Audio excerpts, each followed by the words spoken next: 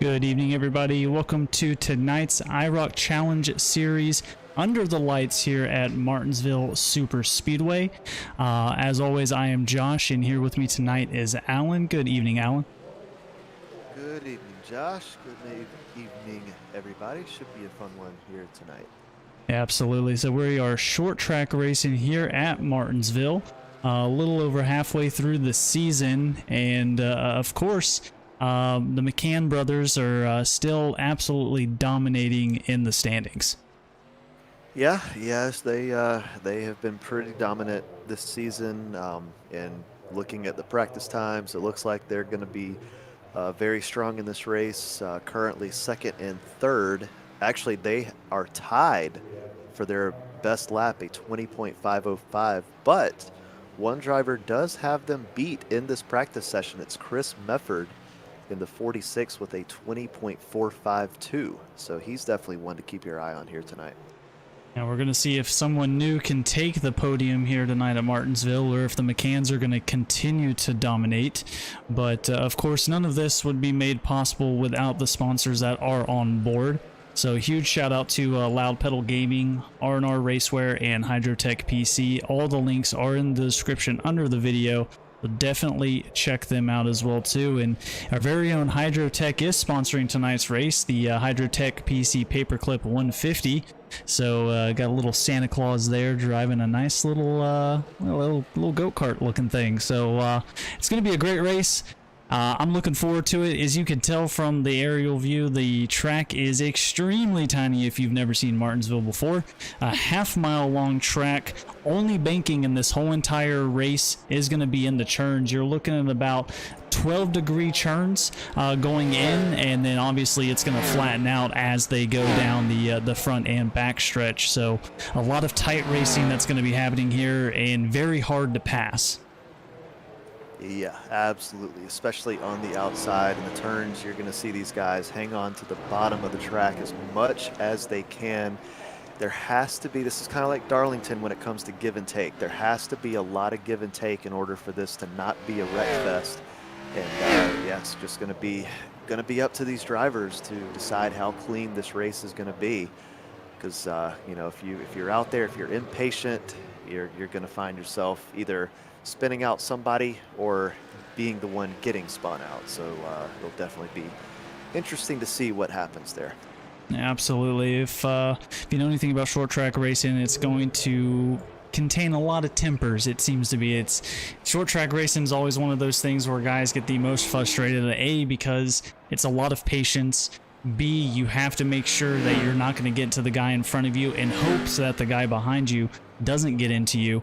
And again, it's points racing. At the end of the day, you're doing everything you can to, you know, climb that board and make it to the final run once we get into the chase and everything else as well too. So speaking of which, I do want to go over the standings for tonight's race. Number 9 out of 16, of course, Brian McCann in the lead, has a hefty lead over his brother Kevin McCann, sitting in second. Neil Quick has actually been doing pretty well throughout the season, currently sitting in third. Evan Faust is fourth. Brandon Mefford is fifth. Chris Wally 6th, Matt Henry 7th, Joshua Funkhauser 8th, Mike Harper 9th, and Jarrett Widener in 10th. Not much has really changed in the standings throughout the whole season. Pretty much these guys have just about dominated in the standings in the last, really the last 9 races we've had here in total.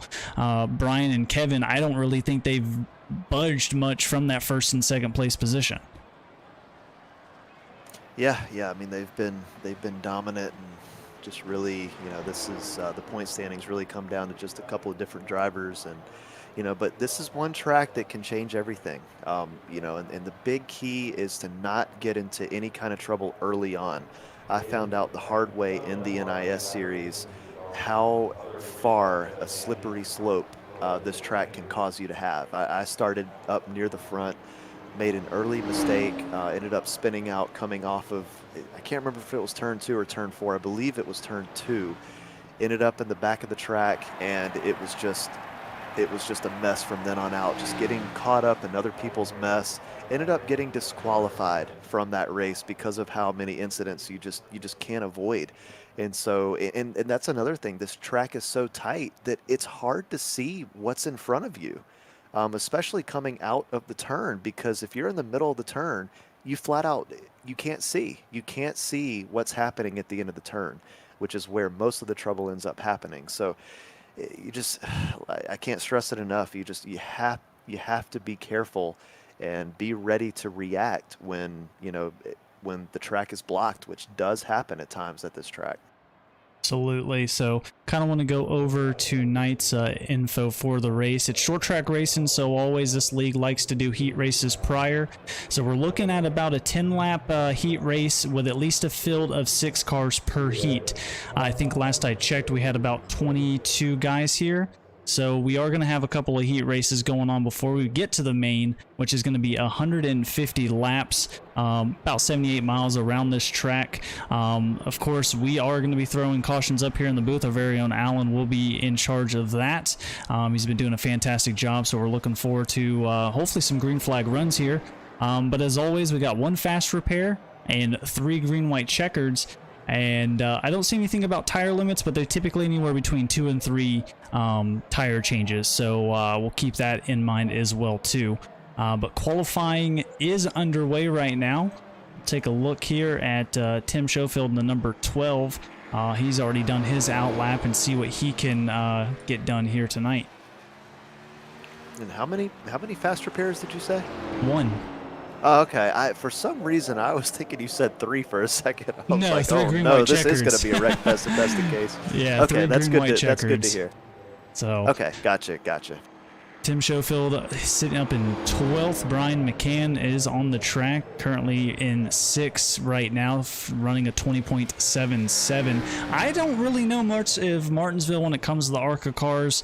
I'm not really a huge fan. I like short tracks, but this is probably my least favorite short track.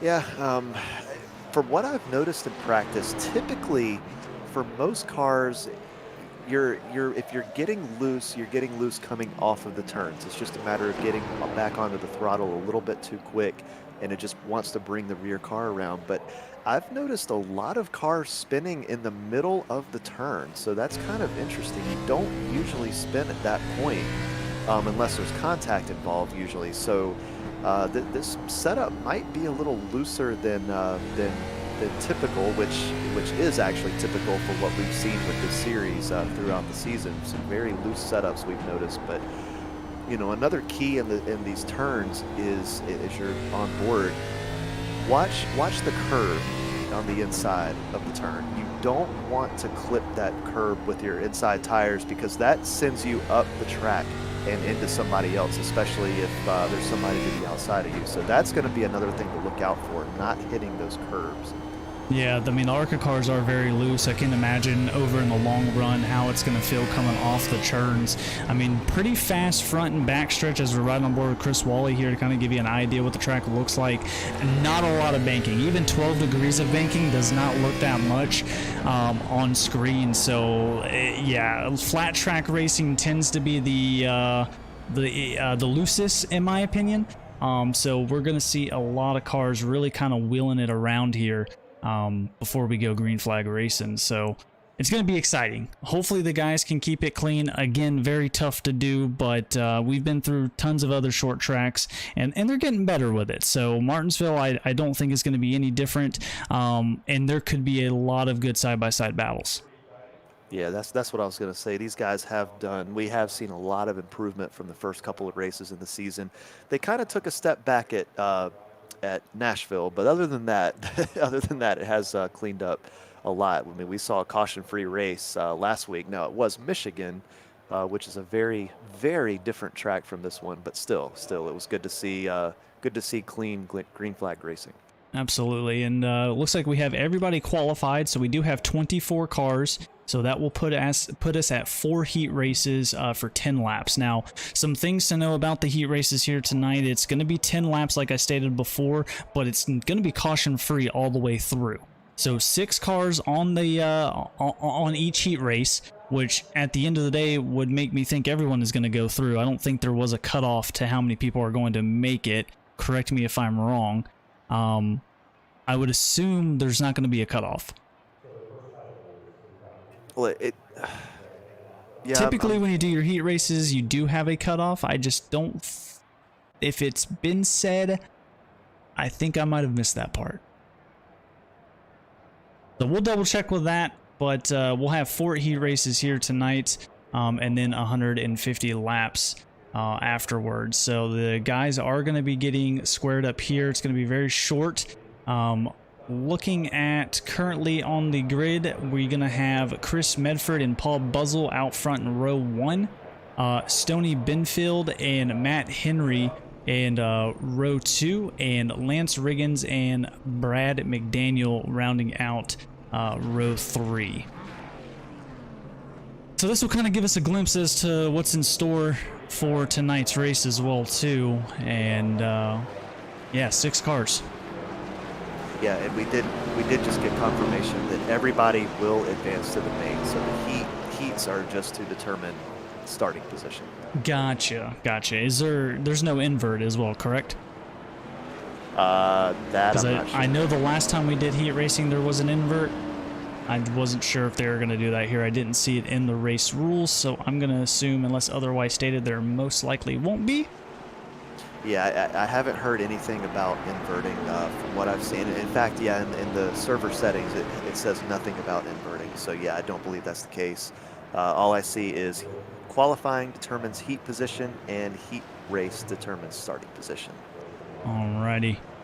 So we got 6 racers lined up here. Chris Medford, again, one of those guys that has had a very solid season, who even started late and has already won actually 2 races now. So I didn't get to catch last week's race, unfortunately, so I was not here for that. Who ended up winning that race?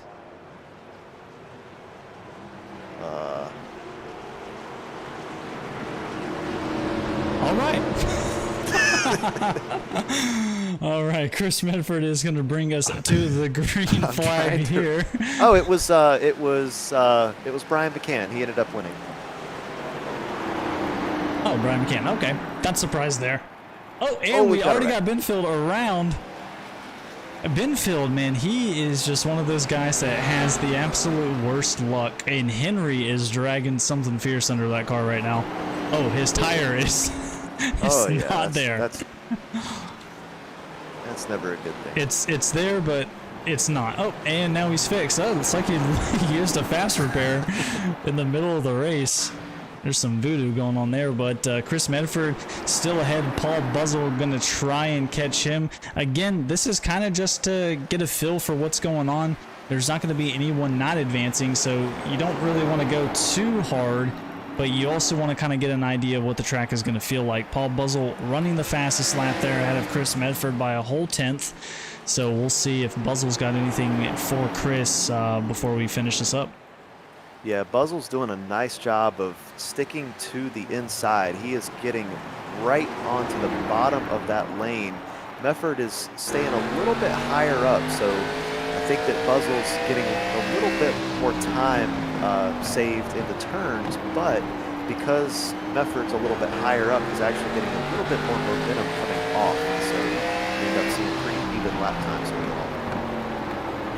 Yeah, so far the guys up front keeping it clean. Meanwhile, back here, Stoney Benfield looks like he's sitting in last spot there, trying to battle Lance Riggins and that number 10 Matt Henry also aboard here as well. That car now situated. Brad McDaniel kind of just all to his lonesome. No traffic around, so he's just kind of Sunday cruising there.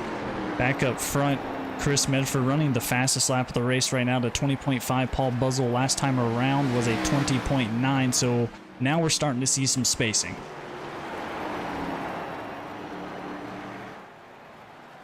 Five laps to go here as they come across the start-finish line. Chris Medford still up front. Brad McDaniel to himself. Really the only battle going on back here, Matt Henry and Lance Riggins. Looks like Henry hit the outside wall just a bit.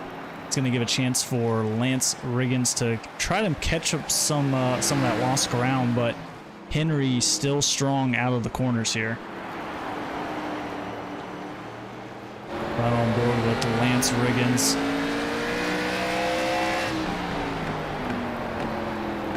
Let's see, it's a nice layout. I like the track's layout itself. I think just as a driver, the track is very stressful. Oh yeah, big time, big time. You constantly have to worry about not just yourself, but the people around you. And there are people around you for very, very long in this race. It's not, you really don't get much separation. I think that's what ends up being so stressful at these short tracks, just the amount of traffic that you have to deal with. So we're coming down to the white flag here. Chris Mefford still in the lead. Unless something drastic comes up, Chris could end up taking this one home. Paul Buzzle still kind of dragging a little far behind, about 2/10 off. As we come around the final corner here, Chris Medford is going to bring us to the checkered flag, and he is going to win heat number 1 here tonight. So nothing too crazy, not expecting anything insane. Again, with the amount of heat races we have going on here as well too, kind of giving a taste of what's to come. Not sure how everyone's been as far as practice, but if you haven't practiced, this is a good way to do it. Yeah, definitely. Nothing better than a little race experience. You know, going from a practice session to an actual, you know, it's still a heat race, but it's still a race. It makes a huge difference because in the back of your mind, you know that, hey, I can't afford to be too aggressive because, you know, not only will I take myself out, but I could take the people around me out as well and have a damaged car. So, you know, it definitely helps to have that kind of in the back of your mind, just knowing, hey, I can't take this turn too hard. I can't be too aggressive. So it's definitely good to get a little bit of race experience before the actual main event. Absolutely.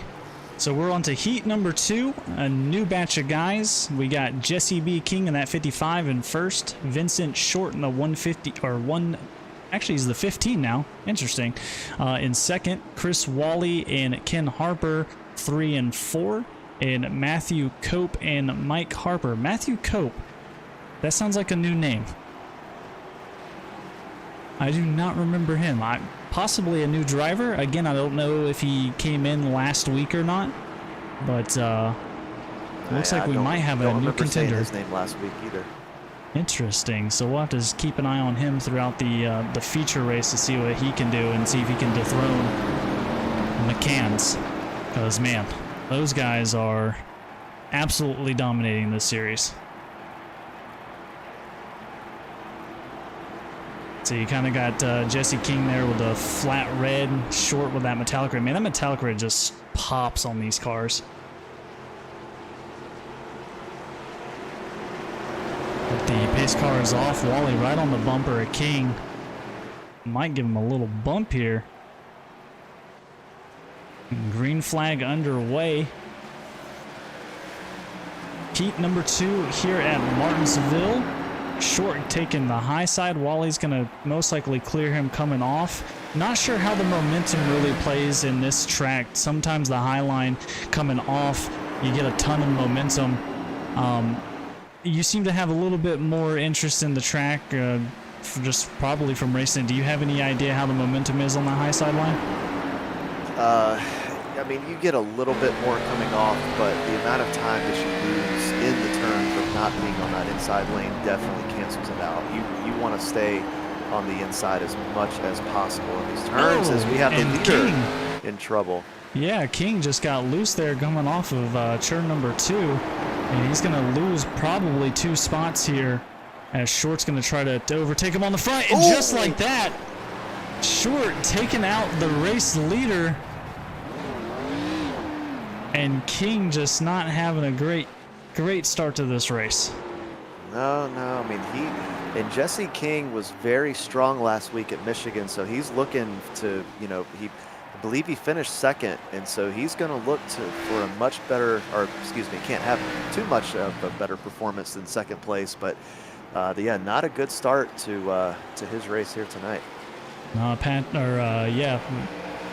Vincent, I don't know why I always want to call him Patrick, but Vincent Short just biting off a little bit more than he could chew and ends up taking out King there. So King's going to drop all the way back, about 7 seconds off the lead. Chris Wally out front, no one around him, again just kind of cruising. But now we got Mike Harper trying to overtake Ken Harper there in the 81. He's going to do that on the high side. And that's going to open the door for Matthew Cope in the 84. Again, most likely newcomer to the series, so interesting to see what he can bring to the table. Go right on board with him. But even with the damage, Jesse's still laying down some fast lap times. He just posted a 20.6 last time by. Oh, and Harper in the 81. Loose coming out of turn 4. And that's going to allow Cope to just take that spot. Yeah, meanwhile, King is trying to make the pass on short. But yeah, I mean, to get used to seeing that, you're going to see a lot of cars getting loose coming off of these turns, and that's just going to be the story of this race tonight. These cars can just snap around on you in no time. So, but then you see that as well, just overshooting the turns at times as well. And so, yeah, you're just going to see a lot of different things, both trouble in the turns and coming off the turns. Yeah, now King's got to be careful of short. Hopefully he doesn't try to give him the old bump and run here in heat number 2. But back up front, Chris Wally, kind of the man of the hour, not really doing anything. Has nothing to worry about. And as long as he keeps hitting those corners, he most likely will take the checkered here tonight, as we're coming down to the last lap in heat number 2. Yeah, and Chris Wally looking to have a better performance than last week. He was in a pretty good position, but unfortunately was a few laps short on fuel, had to come into pit with about 5 laps to go. And so that kind of ended his night on a bad note. So he'll definitely look for some redemption here tonight. Yeah, and Chris Wally coming off of turn 4, and he is going to win it here in heat race number 2. And, you know, depending on how the qualifying stacks up for the heat races, it'll be interesting to see where he starts out on the grid. He has kind of had a string of bad luck here this season. I think the only race he ended up winning was Daytona, if I remember correctly. So hopefully he can turn that around here tonight. But just like that, as fast as they get off, the quicker they get on. Now we got a set of 6 new guys as we're going to get ready for heat number 3. So in row 1, Kevin McCann and Neil Quick. So second and third place in standings going to be out in the front row. Evan Faust and David Trumbley in row 2. And Kyle Steffens and Dakota Clark rounding out the last row there, 5 and 6. So this is going to be the battle for this one here, McCann and Quick. Quick has been doing such a great job staying out of trouble and finishing where it matters, still retaining that 3rd spot in the standings. Hasn't really moved a whole lot, to be completely honest, so he's sitting pretty. As long as he can hit his marks, not really make any mistakes in tonight's race, hopefully something can get mixed up. But when you have about a 60-point lead from Brian McCann in first, it's going to be really tough to make up those points. Yeah, I mean, definitely expect him to be up at the front for most of this race, but another thing to think about is lap traffic here at Martinsville. I mean, it's not easy to get around that traffic, and so I think that is going to be his main obstacle in this race, not necessarily racing for position with the cars behind him, but that lap traffic. You never know what can happen at this track. Even somebody that's trying to get out of your way can easily get tight or loose and end up ruining your day. Absolutely. So I think loose will most likely be the story here, as that high side. I mean, most guys look like they're trying to dig in low and send it, and then they get real tight halfway into that corner there, mid corner, and then before you know it, you're into the wall. And the one thing we know about these cars, they get sucked into the wall. It's really hard to get off of it. But now we got Kevin. Oh, sorry. Go ahead.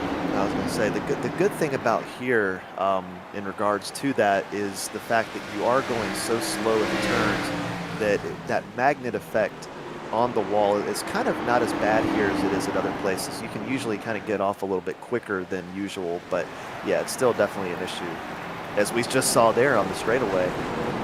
Yeah, so like Trumbley caught the outside wall, but Clark is going to get tight going into turn 1 and get into Trumbley. And that's going to take him all the way to the back. Kyle Steffens now trying to battle up here with the number 78 of Evan Faust. But Kevin McCann, right now, no quick, nowhere by. He's trying to fend off Evan Faust in that 78 as well, too. So Faust right there on the doorstep. He's going to try to go low here. Quick is going to kind of close it up a little bit. And that's another thing. The rear end of these cars, arrow-wise, when you have someone behind you, I mean, it wants to snap on you. You can't bump in these cars whatsoever like you can in the Cup cars or the Xfinity cars. So once you get that dirty arrow just like that, Kyle Steffens, not sure what happened there. Just kind of lost control of his car. Veered to the right and gained that outside wall. And that's going to allow Evan Faust to pull away.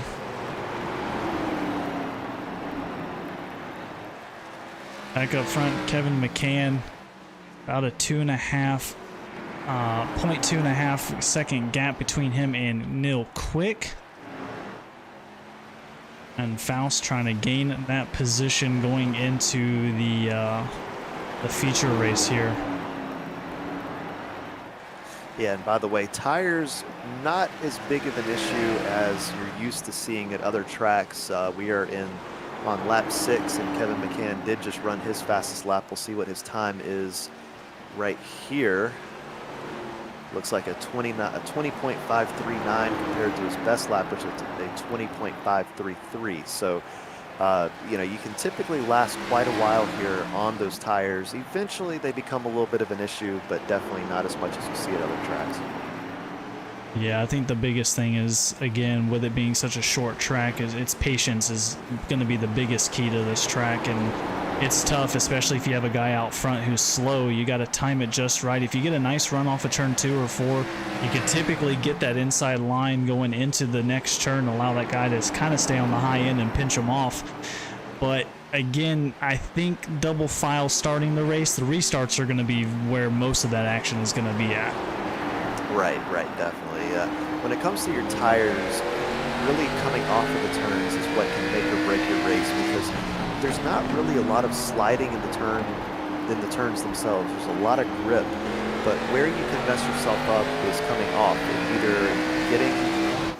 either getting on the throttle too quickly and sliding those tires around, or coming off with too much momentum and getting tight and getting near the wall. That can mess up your tires as well. So you have to kind of try to balance the two in order to come off without messing up your tires too much. Absolutely, and that was the checkered flag there. Kevin McCann will win heat number 3. Neil Quick finishing in 2nd. Evan Faust in 3rd. Had a nice little battle there pretty much the whole way through with Quick, Faust, and Steffens. But now as these guys start to get off the track, that is going to open up the final heat here at heat number 4. And our final 6 competitors will be taking the field. And we got some pretty big names in this one, I would say. So looks like here we got Brandon Mefford in the 83. Outside him is Brian McCann.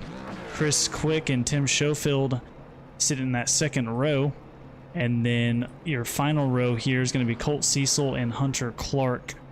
Colt not on the track yet, but yeah. I mean, Brandon Medford has shown a lot of pacing over the series. Of course, Brian McCann absolutely dominating, 4 wins currently in the season as well too. Colt Cecil in the 63, which is still showing as the 19 from, looks like the paint scheme from Darlington, will also be someone that's a huge contender in these races as well too.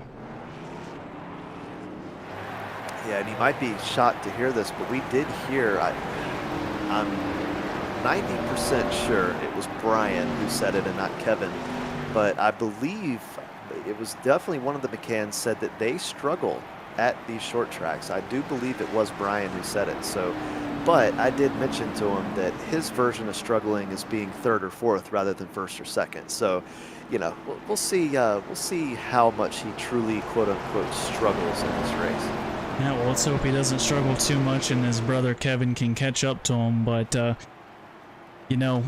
man, when it comes to just in the league that I race in, we have a guy named James Larillo who just absolutely blows us out of the water, and it's literally insane. But the cool thing about these guys that are fast is that the majority of the time they are absolutely willing to help you improve and get better. And I'm sure Brian and Kevin have so much knowledge of each of these tracks that if you ever start to struggle, I feel like you can totally reach out to those guys. Just with the talking that we do when they're doing their interviews and everything else like that, they just seem like level-headed guys, but at the end of the day, still kind of competitive. You know what I mean? Yeah, definitely. So, gonna get the green flag here. Brandon Mefford gonna bring us to it. Drag race into turn 1, but Brandon's gonna have that preferred line in. Kevin McCann's gonna tuck underneath him and try to get a run off of 2. Meanwhile, back here, Chris Quick and now Colt Cecil up past Tim Schoford for 4th. And let's run on board and take a look at Brian McCann's navigation around this track here.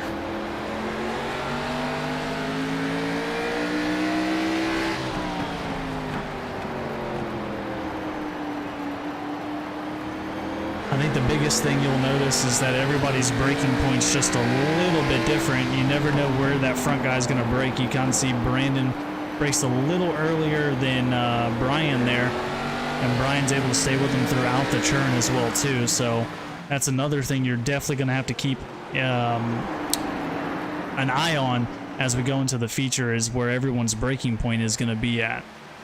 Right. And then, you know, if this is a big if we do see green flag pit stops, you also have to worry about new tires versus old tires, and so that definitely changes up these drivers' braking points as well. And so that's just one more thing that these guys are going to have to look out for. Absolutely. We saw Colt Cecil get a little loose coming off of turn 2. Looks like he straightened it up. Now he's going to be battling Chris Quick here in the 54 for that 3rd place position. Quick in that high groove, still manages to make it stick, and just like that, it's kind of the theme we've been seeing, and Colt doesn't hold the brakes and collects, who was that, Tim Schofield, just a little bit, but Tim doesn't look to be too badly damaged. Yeah, Colt Cecil and Quick going around. Oh my gosh. And now Colt Cecil going back up the track and collecting Hunter Clark as the leaders are going to come across this mess. And that's going to allow the gap to kind of open up a little more on Mefford and McCann there. So really, the battling going on is going to be at the front of the track. It looks like they're about to pass Chris Quick, well, too, and put him a lap down. Something that's pretty interesting to see here at a 10-lap shootout. Yeah, this it's a good little battle going on here, but yeah, everything else is just kind of pandemonium. Definitely the most interesting heat of the bunch. A lot of action going on here. Brian McCann still sitting in that 2nd place position, looking to see what he can do with Mefford in front. Mefford seems to be a little bit better off the exit, it seems. McCann's definitely got the entrance. And then it looks like Brandon just kind of gets that exit speed off as well too. So yeah, Mefford's he's a little more balanced coming off of the turns. He's able to kind of carry that momentum into the straightaway a little bit better than Brian has. But might be seeing a battle here on the final lap. Brian McCann is on the rear end, but just like he that, gave it a collects try. The outside wall. And yeah, I think he gave it a shot, just got a little bit too tight there coming off. Yeah, I think that's going to seal it for Brandon Mefford there. He is going to cross the line, our Heat 4 winner there. So fantastic showing. McCann willing it as much as he could on that final lap, and just happens to collect that outside wall. But that man right there, Brandon Mefford, going to come home with the Heat number 4 win. And now we get to do this all over again, but with 24 cars. Yeah, if you thought that heat was wild, man, wait till you see with 24 cars on the track. This is going to be a fun one. And as everything gets sorted here, it'll be interesting to see. Looks like we're going to have about a 5-minute warm-up in between.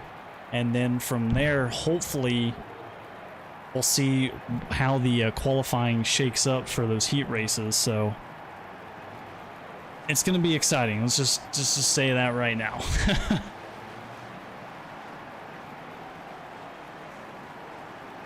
So we're going to let these guys qualify and warm up a little bit. I mean, not qualify, about 5 minutes. So if you're looking to grab a drink, a snack, or anything else, now would be the time. 5 minutes until the race ends up starting.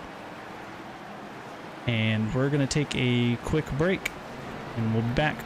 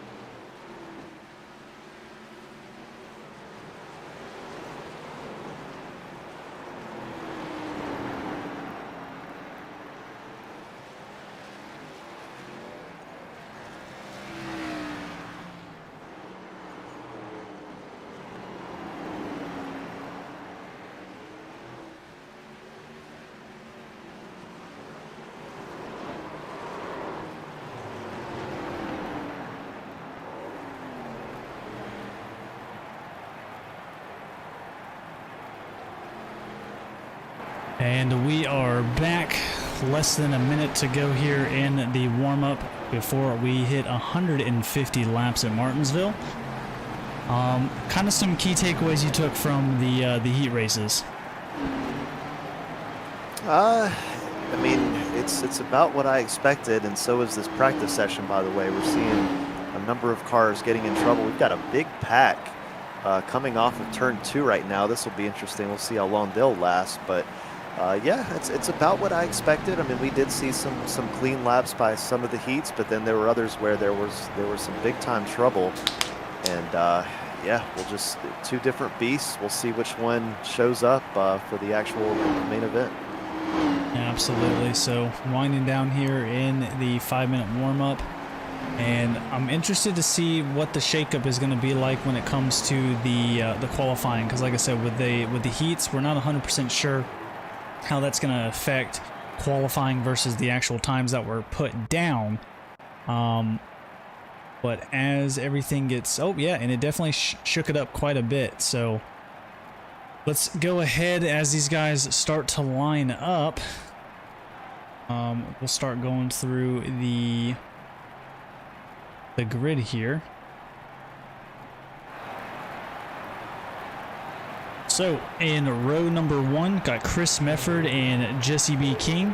Row 2, Kevin McCann and Brandon Mefford. Row 3, Paul Buzzle and Vincent Short. Row 4, Neil Quick and Brian McCann. In row 5, we have Stoney Benfield and Chris Wally. Row 6, Evan Faust and Chris Quick. Row 7, Matt Henry and Ken Harper. And row 8, David Trumbley and Tim Schofield. Row 9, Lance Riggins and Matthew Cope. Row 10, Kyle Steffens and Colt Cecil. Row 11, Brad McDaniel and Mike Harper. Row 12, Dakota Clark and Hunter Clark. And that is going to round out the starting grid by R&R Racewear. So a lot of cars, 24 to be exact here tonight, and I'm just excited to get into the craziness. Oh yeah, definitely gonna have to keep a keen eye here tonight as, again, calling the cautions for this race. It's definitely gonna be easier said than done. Absolutely, and like I said, it had Kevin McCann as the race leader. He's dropped down to 3rd from the heat races, it looks like, as well too. So it looks like all of our heat race winners from the top 4 are in the top 4. So Chris Mefford winning that 4th heat is in 1st. Wally won the 3rd heat, is in 2nd. Kevin McCann's up there in 3rd. Brandon Mefford in 4th. So looks like that's kind of how it shuffled, and then everybody just dropped a spot back from there too, it looks like. Brian McCann starting in 8th is going to be interesting. Not really middle of the pack, but still a little deeper. I mean, Martinsville is going to be insane, so. Definitely a change for him. He's not used to starting back there and on the outside line, which is somewhere you don't want to be at this track. You can get stuck up there for quite a while if you don't kind of force yourself down to the lower line. Absolutely. So pace car is coming off, and we are about to go green here. Chris Mefford and Chris Wally, the two Chris's, bringing us to the green flag. 150 laps to go here at Martinsville Speedway, and just like that, Mefford is going to take that low line, and everyone else is going to try and follow through still. And we already have some trouble in the first turn. Only one or two cars involved. We'll stay green for now. So I stated before, we are throwing the cautions up here during the broadcast as well too. A little bit different since we are at a short track. I mean, it's going to close up pretty quick, so we'll have to see what's going on. I think that's Dakota Clark there in the 34 on the low side. Slow coming into turn 3. Brian McCann right now in 8th, still on that high side, being battled by Brad McDaniel in the 32. He's going to try and drop to the low side there, it looks like. Faust kind of high going into 3 and 4. Back up front, Chris Wally being passed by Kevin McCann. Going to take that spot away, and now Kevin's looking to catch up to Chris Mefford in that 46. Yeah, overall a pretty clean start to begin this race. I'm kind of surprised to see it, but we'll see how long it lasts. As most are in a single file line right now. Yeah, going back, Brad McDaniel losing a couple spots to Henry. Now Kyle Steffens in the 08 is going to take him on the inside. Going into 3 and 4, I want to say. This is another track that's going to be very easy to lose track of where you're at. And that was, 3 and 4 there. So Martinsville, I mean, it all looks the same when you're broadcasting. Next thing you know, we've got one car that got in trouble. We'll look back here. Lance Riggins in 17th. Alongside Jesse B. King, who's taken the inside of Tim Schofield in the 12th. It's not going to quite cut it there. Going to fall back in line. And now we got the slow car down low, the 15. That's going to be Vincent Short just sitting on the track, letting everybody go by. Stoney Benfield's going to pass him. It's going to drop him all the way back a lap down. Now you see the leaders coming into the picture. Brandon Mefford in the 83 going to try to go the inside of Chris Wally here. Pretty early to be battling once you have 150 laps in, so It's going to be tough. Tires, like you said before, aren't really a huge issue here, but the last thing you want to be is on the high side using up any sort of tire wear that you don't need during a battle. Right, and staying up there coming out of the turn can send you right into the wall if you're not careful. So that's another thing you definitely want to avoid. Absolutely. So guys are keeping it nice and clean. We've completed 8 laps here at Martinsville. Kyle Steffens has moved up quite a bit now, up into 11th. Ken Harper back here. Oh, Tim Schofield. As I'm saying, there's just action all over the place. King had to check up quite a bit. Schofield went into turn 3 and 4, checked up a little bit. Neil Quick back to 7th, who is trying to hold off Brian McCann, our standings leader coming into this race, who is still sitting in 8th, hasn't really moved much. But like we know the McCanns, especially Brian, if anyone has patience, it's this guy. Oh yeah, definitely. Typically you see him near the back of the pack, and before you know it, by the end of the race, he's fighting for the lead. Back up front, we got a nice little battle here. Looks like Short is a lap car in this pack, and Chris Wally in that 5 pink car you see right there is going to try and go around him. Short's going to allow that to happen as these guys are on the lead lap. There's not much battling he can do to stay there, as Wally and Buzzle are going to make it through cleanly. Back up front, Buzzle still, we actually have a mess coming in the middle of turn 2. See, Clark is stopped on the track. The 34 looks like the 55 of King is in that. Hunter Clark in the 11 stopped up top on that metallic purple Crown Royal car there too. Looks like he is going to get towed back 2 laps down. And let's bring up a replay and take a look and see what happened.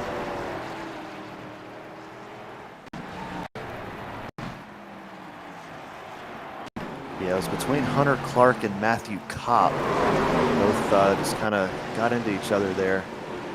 Yeah, so you're going to see it right here. Kopp down low in the blue and black. Hunter in the purple 11 just sends it in a little too deep, a little too hard. Collects Kopp, and King most likely spun out just trying to, you know, slow it down. And really not too much going on. Didn't really seem like anyone got really damaged from all of that, which is nice to see. We'll kind of take a look on board of King and see what he saw.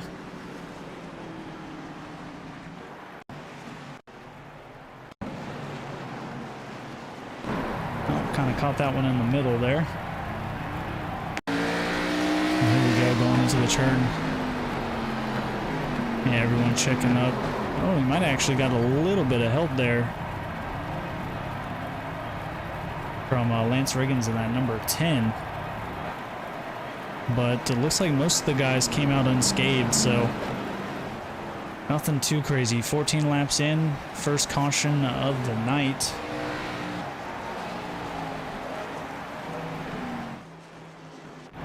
And Chris Medford is still going to be our leader here, with Kevin McCann up to 2nd, Brandon Medford in 3rd, Chris Wally 4th, and Paul Buzzle rounding out the top 5 in that number 9. That's a nice name to see, Paul Buzzle. You don't really get too many opportunities to talk about him up front. Again, another one of those drivers who just seems to have bad luck in the wrong place at the wrong time during most of the wrecks. But now he's sitting in the top 5. Yeah, and he was strong in his heat race as well, and so yeah, it's definitely good to see him putting together a strong performance so far. So hopefully we'll see some green flag pit stops here. Green flag stops are always exciting, kind of shuffle up the bunch, and especially on the short track where you're doing about 20-second laps. Green flag pit stops, I mean, if you catch a caution at the wrong time, you could literally put more than half the field a lap down. So we'll have to see how that plays in everyone's favor. I don't know if Vincent Short is going to get a wave around. It looks like he's dropping to the back of the pack right here. And Hunter Clark, actually, who was involved in that crash, has disconnected, so apparently he will finish last here tonight. Not happy there for that incident. Yeah, interesting, because it didn't really look like he had a whole lot of damage, especially with there being a quick repair. Yeah, and in fact, I was kind of looking at who to charge that caution to, and I kind of decided that it was, it looked to me like it was just a racing incident. They were both kind of struggling in the turn before, and so, yeah, just not really sure why he decided to disconnect there. Well, we're back green flag racing here. Brandon Mefford's going to take the inside of Kevin McCann as they go into turn 1 and 2. It's going to take that spot away. Once we get into 3 and 4, going to leave him on the high side. But as I say that, Kevin McCann still kind of fighting for that spot there. Paul Buzzle just kind of following behind him and back And here. we've got trouble in the very back. Let's see, Dakota Clark is slow to speed in that 34. 21st spot back up here where the action's at. Kevin McCann trying to hold off Brandon Mefford for that second place spot. Chris Wally again just kind of hanging out in that top 5 position. Everyone again single file here. Henry looking to work on Steffens and that 08 car as well too. Henry, another guy we don't really get to talk too much about, but is in the top 5 in standings. So he's looking to try to gain as many positions as he can to catch the McCann brothers up front. Speaking of McCann, Brian McCann in that one car still sitting in that 8th spot. Just been hanging out, not really doing too much. Again, 150 laps. They go by quick if you stay green flag racing, but at the same time, you don't want to wait too long to start making your way up to the front. And just like, you know, McCann, Brian McCann, Kevin McCann, all those guys do, these guys typically like to sit back here and play the attrition game, pretty much. Let everyone else do the battling. Oh, we got a slow car, the 84. Yeah, he was involved in an incident just about a lap ago, and there is a car that is badly blinking on the track trying to get a number. As we figure out who's blinking like the Christmas lights, we're going to go back up front to Chris Mefford, who's actually now being battled by Kevin McCann, who's actually gained some spots on him, so we're right aboard of him. We come into turn 1 and 2. Chris Mefford, really the one guy who kind of came in here and made a name for himself pretty early on. Started the season really late compared to the other guys and ended up snagging a back-to-back win. And now he's trying to hold off Kevin McCann and gain some of those points to see if he can bust his way into the top 10 in the standings. Meanwhile, his brother Brandon Mefford, again, has been having a great showing throughout the season, sitting in 3rd. Looks like the Mefford brothers definitely know how to short track race here.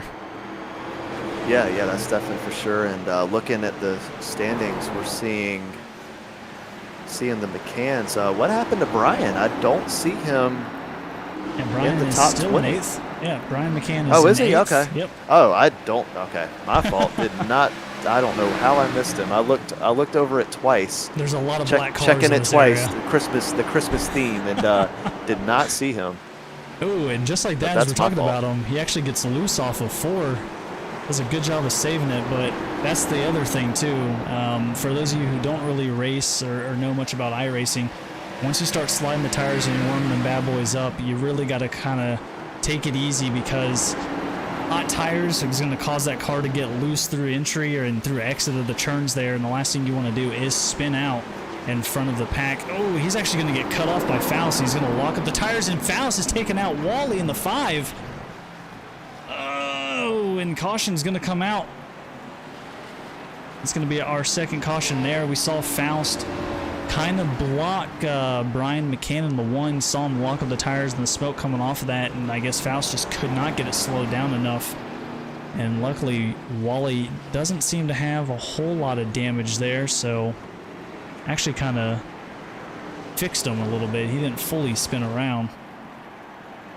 Let's take a look at the replay and see what it tells us.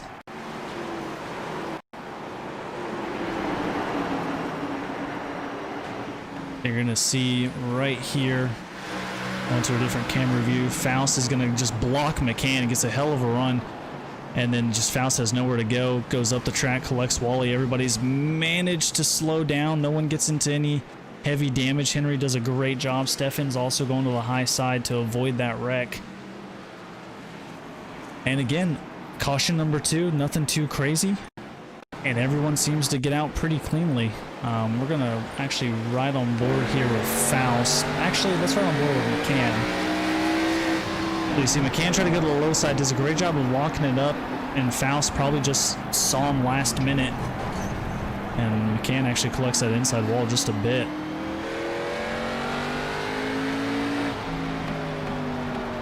Good job by those guys getting on the brakes and not creating a crazy pile up there. That is definitely hard to do at a track of this size for sure. So a big thing that we were talking about, of course, is that one quick repair that they have. It's going to definitely come into play. The last thing you want to do is sit in the pits and try to repair damage on such a small track. You could go from being on the lead lap to 4 to 5 laps down before you know it. So that quick repair will come in handy if anything crazy happens. But up front, not much has really changed. Wally kind of getting out of that top 5, allowing Neil Quick in the 2 to break into it.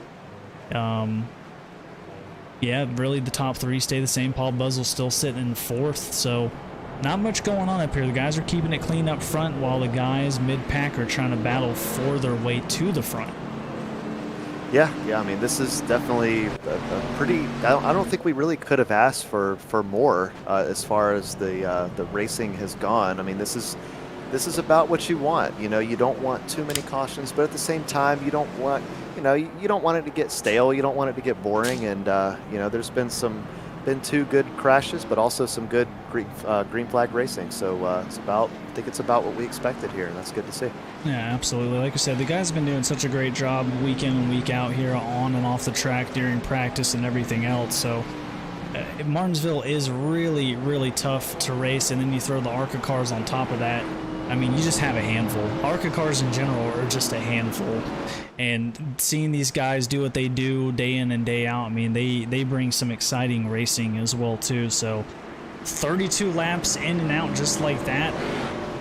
Still got quite a bit of racing to go, but the pace car is going to be coming off this time around. And let's see if Chris Medford in that 46 can continue to hold off Kevin McCann.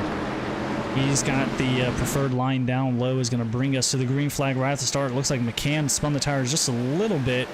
I'm a little loose, but luckily everybody else behind him manages to get out of the way. Buzzell right on the back end of Brandon Medford in that 83 car.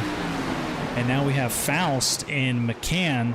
McCann's going to try to get around Faust this time by, and caution is out.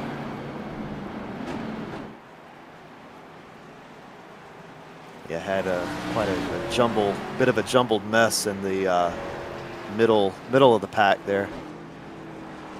Like Dakota Clark's got some damage.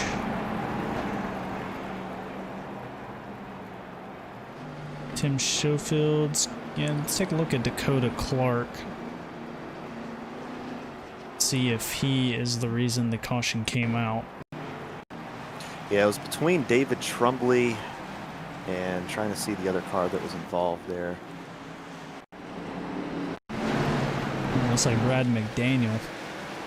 Yeah, just I think McDaniel had to check up for the guys in front of him, and that caused Trumbley just a chain reaction there, pretty much.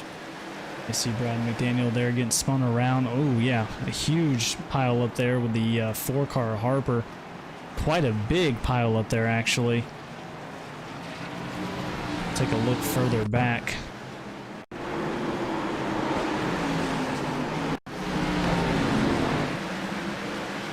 We'll watch it from the 15's perspective. Go on board with him and watch this pile up in front of him. You see Brad McDaniel at the left side of your screen spinning out, and everyone's just checking up. And it's so funny to see these cars when someone gets rear-ended, the left or right front just wants to go through the hood.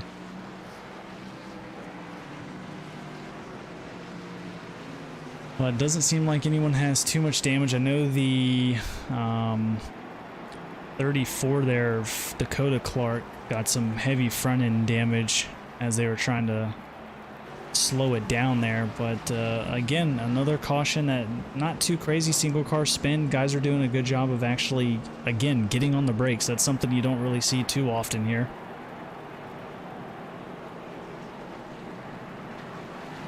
And I know they're waiting for the waiver round from the pace car. Medford's still our leader. Made it about halfway through the track there before the caution came out. Third caution of the night. And hopefully we don't have to go single file to try to get these guys on a restart.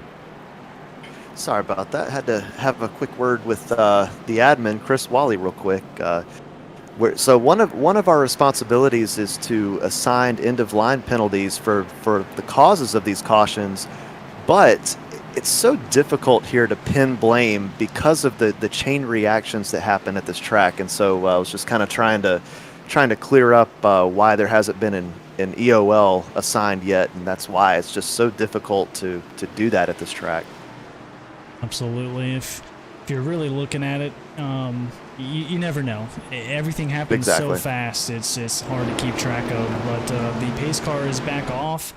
We're about to go green flag racing here. Oh, big pile up there. Kevin McCann, and we got another wreck 78 of Faust up high, collected by the 08 of Kyle Steffens. Benfield also involved there too, and now we're kind of in the sense of the cautions breeding caution situation. Oh yeah, big time. So let's take a look. I saw the incident starting with Faust. Let's see what caused that. I know there was a huge jumble up on that restart there with Kevin McCann. Everyone kind of just went whichever way.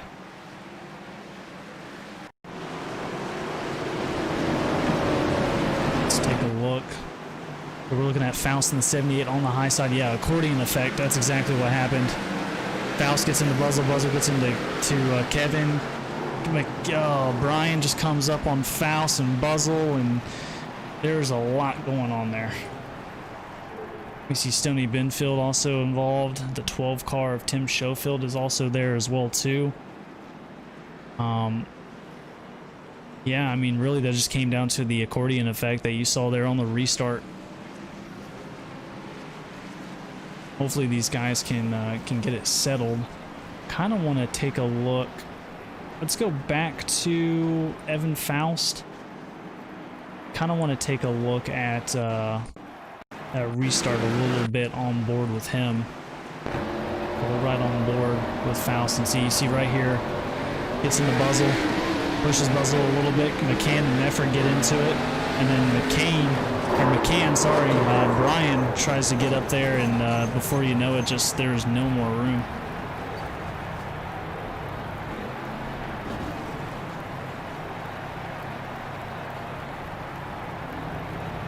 So tough one to call there.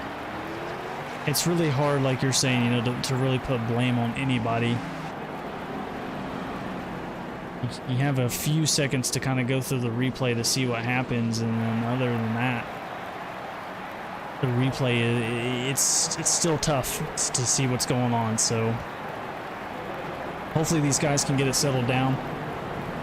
If not, there's a good chance it might go single file to at least get some green flag runs in. We were doing so good in the beginning of the race, and now since we're on, you know, not much older tires, 43 laps in, you're starting to get some wheel spin on the restarts and everything else like that as well too. I mean, the horsepower in these cars versus the torque to the wheels and everything else. I mean, the spin outs on the restarts are just going to cause that accordion effect to happen. Yeah. I mean, and we knew that coming in. The restarts are the biggest thing to worry about at these short tracks, and yeah, hopefully they can get it sorted out. And like you said, at the you know, as the run goes on, it's going to get tougher and tougher to sort that out, or to keep it clean. Absolutely. So looks like during that, Brandon Mefford managed to get around Kevin McCann, so he's going to drop back to third, bringing Brandon up to second. So him and his brother now side by side as they come to the restart. Neil Quick in that 2 car up to 4th now. Matt Henry breaking the top 5. Pace car is off as we're going into turn 3 and 4 here, and let's see what Chris Mefford has for his brother on the outside. Green flag back in the air. This restart looking much, much better. Chris Wally on the outside of one of Brian McCann. Heavy front end damage on that car, that right front. But air, not really much of a problem here. You don't need to go fast. You just need to be consistent. Now we see Jesse B. King in the 55 trying to take Trumbley in the 96, going to do that. Lance Riggins now being battled by the 4, Mike Harper, as they're side by side on the backstretch there. Speaking of the backstretch, we've got 3 wide going into turn 3 near the back of the field. Looks like they've been able to sort it out. As I say, I saw Matthew Cope on that high line going into 3 and 4. Looks like he's a newcomer to the series, so probably just trying to figure it out. He doesn't know how these guys race, doesn't really understand the racing style, I'm sure. So hopefully he can figure it out, as he is all the way back in 17th. Meanwhile, yeah, and you never want to come in and make a bad first impression. So, you know, that first race that you do in a league is definitely a very important one. There's a car that hit the wall going into turn 2 pretty hard there. Back up front, we got Kevin McCann trying to work on Brandon Mefford. Neil Quick just sitting back, waiting for something to unfold to pounce on that 3rd place position. Matt Henry, again, another guy we don't talk to, who's basically been pretty quiet in the standings, up into 5th. Brian McCann gaining 2 spots since the beginning of the race, up to 6 now. And Chris Wally just slowly starting to kind of fall back, it looks like. Yeah, he was involved in that last incident, so wondering if maybe there's a little bit of damage on his car. Someone who's got pretty extensive amount of damage on that front left is Paul Buzzle there, who was involved in the little restart accordion effect there. But again, everyone's doing a great job, single file all the way through. Kyle Steffens involved in the last accident, up to 14th. Again, heavy front left damage there. Gives it a little bit of personality at the end of the day. I mean, it's not short track racing unless you got a little bit of damage. Yeah, it's almost a badge that you wear with pride when you're driving these cars. Right on board with Brandon Mefford in the 83. See what he can do with his brother here. Chris Mefford leading the pack. Been up front since the start of the race, 52 laps in, still leading this thing. We'll right on board and see what Brandon can do here.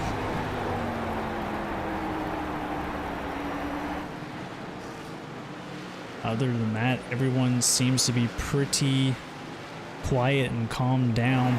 Oh, we got a car on the back front stretch. That looks like the 10 of Lance Riggins. And that's going to bring out our 4th caution on lap 54. Yeah, he was literally stuck in the middle of the track, so yeah, a couple cars involved there, and yeah, fortunately that did bring out the caution. So we'll take a look here. Coming off of turn 4, just loose. Manages to keep it off the outside wall. Oh, Kyle Steffens just manages to squeeze by Patrick, or I just want to call him Patrick, Short in that 15. Manages to squeeze by, and looks like the 81 got ran over. Not sure if that was quick there. Looks like it was. One thing, if you do follow any sort of motorsports, NASCAR or anything like that, typically you will see guys race back to the yellow flag. In iRacing, that's not a thing here. So wherever the car lies, once that yellow flag comes out, you cannot gain or lose a position. So a lot of guys tend to forget that when you're in the moment and you're racing and everything else like that, and they try to race back, and it ends up causing more problems. So that's probably one thing if you're watching and you're wondering why you don't see most of these guys battling while the caution, you know, trying to gain that position while everyone's slowed down. That's really just the whole reason right there. Hopefully we get to see it implemented at some point. It'd be kind of nice to try to at least gain a position or so from a caution. And we do have several drivers starting to want a bathroom break, and so that's starting to come into play to where, and we're just past the third of this race, so you know they've got a long way to go. Absolutely, 56 laps in the books. I mean, it's already gone by pretty quick. Honestly, at this point, short track racing kind of does that, and it's going to be interesting to see when we're going to start seeing pit stops. We've had a few guys in the back of the field, Stoney Benfield, Chris Quick, and Colt Cecil will come to the pits as well too. So it'll be interesting to see when that pit window starts to open up for these guys. I don't know, again, like you're saying with the tires, if they're going to go for tires or just they're going to go for fuel and go from there. So we'll have to keep an eye on that as well too, but right now everyone's electing to stay out. I don't see anyone on pit road currently.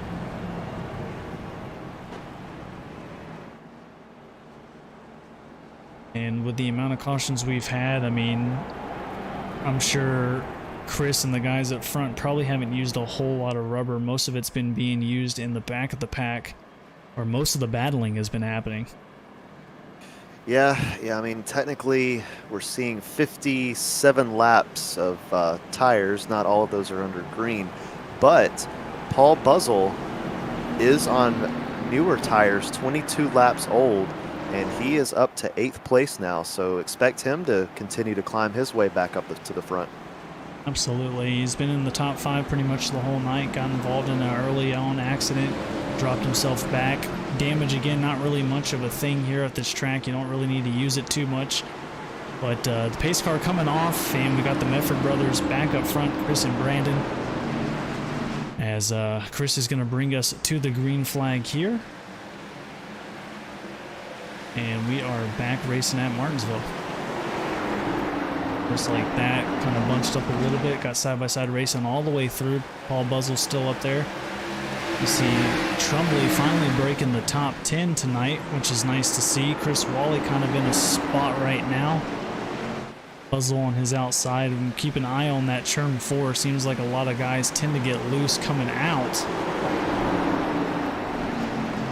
And Chris Wally trying to work on Brian McCann. Really going to pinch him onto that high side wall there. Oh, they're almost making contact off of 4. Right on board with Jesse B. King in the 55. And see more of this battle ahead of him.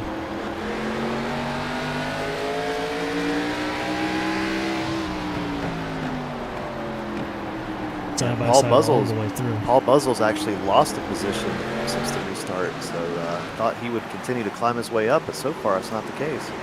And dropping back down to 9th now. Still a side-by-side battle with Chris Wally and Brian McCann. I mean, they are just there. Brian is not letting off, even though he's, a little bit of contact on that right rear. Nothing too crazy. Wally does a good job keeping it under control, and now McCann is going to be battled by King after that. We've got one car that just spun out. I think he just retired. Yeah, or called the tow truck, one of the two. Yeah, Dakota Clark on pit road. Chris Wally now being battled by King as King makes it around Brian McCann in that one car. Now he's trying to look for that 6th place position, and he's most likely going to grab it, and now Brian is going to follow suit and try to take that position back away from Wally, and now the roles have been reversed. Wally to the outside. The guys making the outside lane work pretty well, honestly. Saw a couple of side-by-side racing there for quite a while. I just saw Kyle Steffens also in that orange 08 car get a little loose on the backstretch. He lost a few spots as well. Yeah, and we saw during one of those heat sessions, I believe it was Buzzle, that was, just a little bit further to the outside, and he was able to make it work. And so, you can make it work. You just don't want to be up there for too long. Absolutely. Kevin McCann now back up in the rear end of Brandon Mefford's car in the 83, looking to try to take the spot away.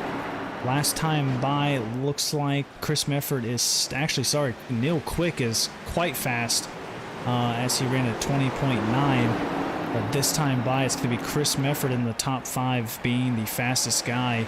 in the top 5 pack.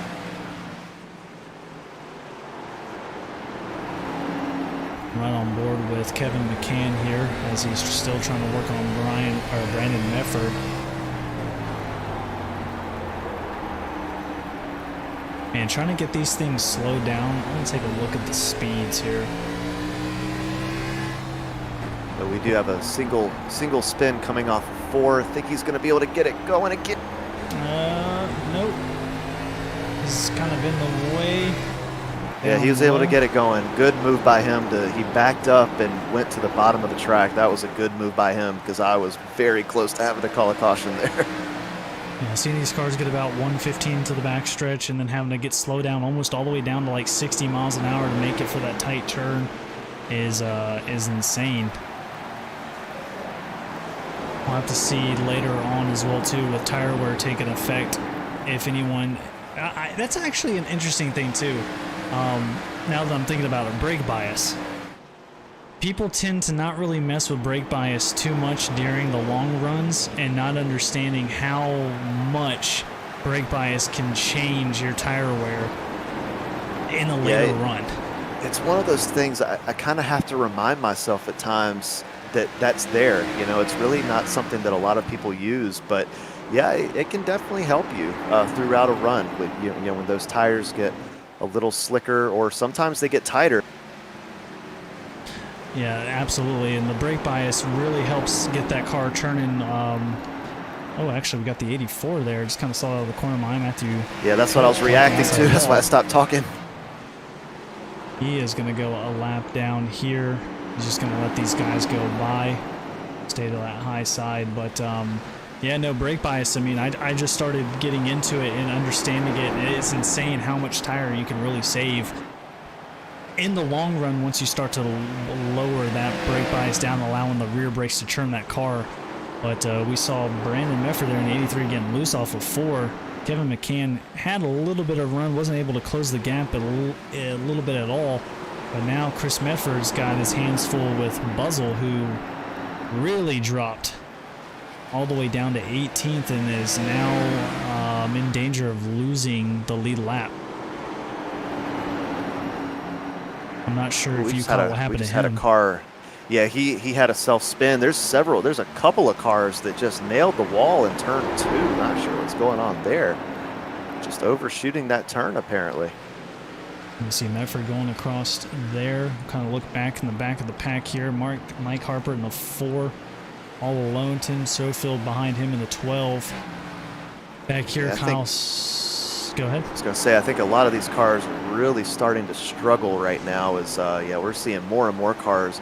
It's like once they get out of the groove, they're just going straight up into the wall. It's pretty strange.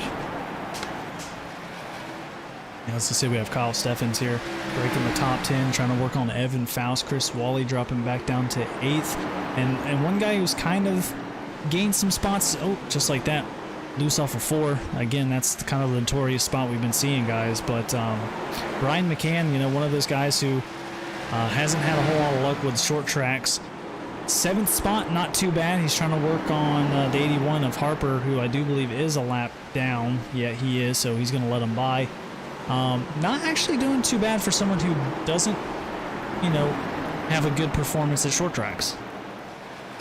Yeah, I mean, you know, you never know here. It's all about keeping your car clean and being patient. And, you know, just because you struggle in one short track race doesn't mean you'll struggle at the next. There's definitely a luck factor involved too.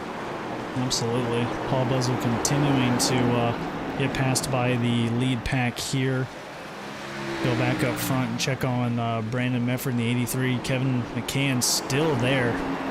Kind of been there for the last 5 or 6 laps. Hasn't really made a move yet. Probably putting that intimidation factor on him to wait for Brandon to make a mistake and take that spot away easily.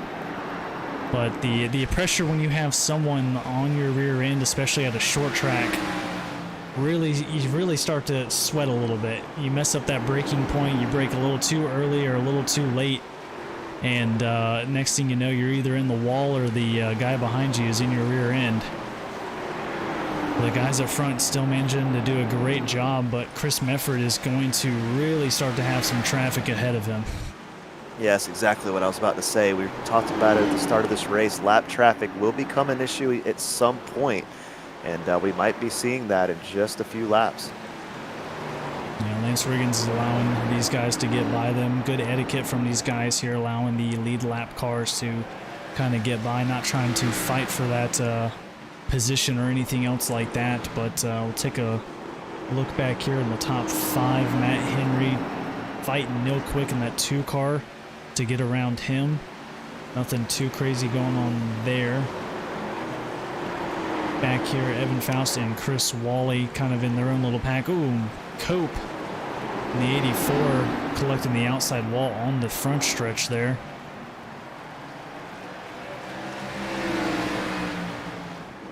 As Wally's just chilling back here in the 8th position. A little three-pack battle going on. Mike Harper with a little bit of front damage, hanging back out into 13th. Stoney Benfield, who had a little bit of incidents in his heat race right off the get-go, kind of chilling back here as well too. Pretty close to being a lap down as the leaders are coming around, sitting 14th. So if we stay green, this could be trouble. We got a slow car on the front Yeah, he's stretch. got a very slow car. He almost collected a couple cars with him, but luckily they were able to avoid him. Not sure what happened with Paul. Let's see if we can kind of take a quick look here. And he did just say in voice chat he's having issues with his pedals, so definitely unfortunate whenever you have a hardware issue. Let's see. And we do have a spin right in front of the start-finish line. See if he can get it going again. Yeah, Paul Buzzle just kind of collects that outside wall. Gets really slowed down, cuts in front. Oh, man. Splits Faust and Wally. And hopefully he can get his equipment situated as we are under caution.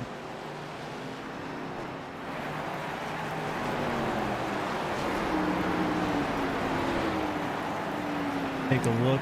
Who did you see out there on the track?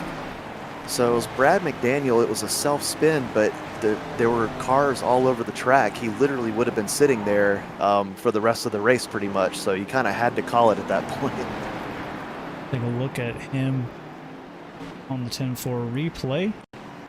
Let's see what happens here. Yeah, front stretch is one of those spots where it's really tough.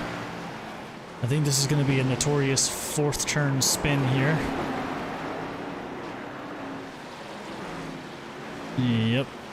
It's collected many of people here tonight. McDaniel getting her spun around, and you can see quite a bit of people. There's the leader right there, the 46 of Medford.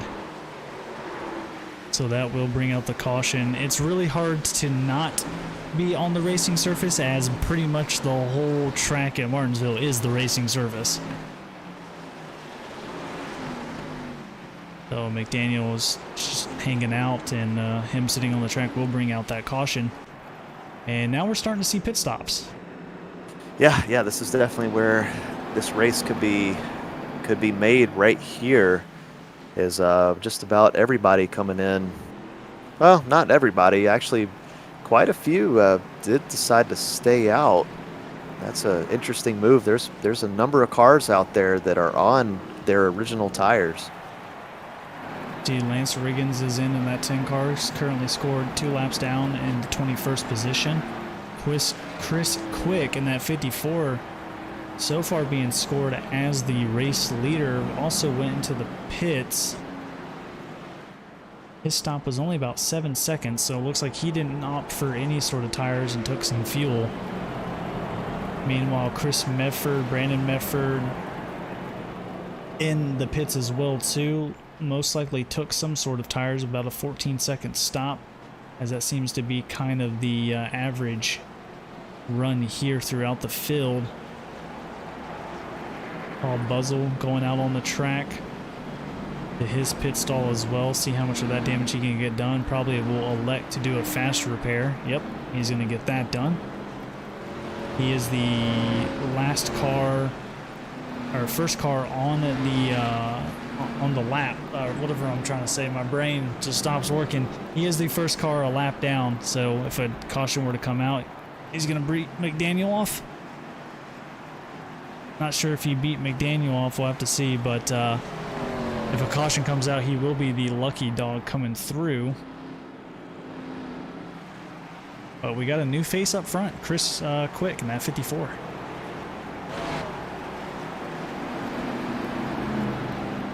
Not electing to take tires will be interesting. We'll have to see how his restart goes, as everybody literally behind him is on fresh tires except for Ken Harper in the 81, who's sitting 13th. But between 2nd and 12th, all those guys are probably going to have a pretty big start here, so we'll keep an eye as the pace car comes off. And Chris Quick and Chris Medford going to be our 1-2 coming off of turn 4. Green flag in the air. So old tires versus new tires. Ooh, and Medford kind of checked up a little bit. McCann, I don't think he was ready for that. Had to check up just a little bit going to the turn. Now we got about 3 wide going to turn 1. Quick is going to opt out of that real fast. And now he's going to drop all the way down to 12th. 1 lap later. The craziness going through as we're 94 laps in at Martinsville. Henry and King battling here for 5th and 6th position. King on that low side. Faust behind him in that 78. Henry going to try to hold on to it, keep it out of the wall. He does. And now we got Wally in that 5 car working on Brian McCann, dropping all the way back to 9th. Kyle Steffen's also going to try and follow suit to take that position away. It's going to drop Brian McCann to the top 10. The lowest spot he's pretty much been in, I think, this whole series.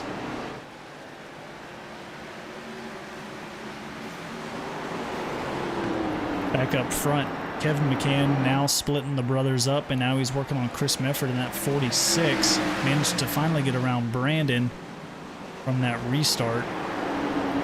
And now Brandon's back there, takes a little peek on the inside, saw the door close pretty quick, gets out of it. And Kevin is all over the back bumper of Chris Medford here.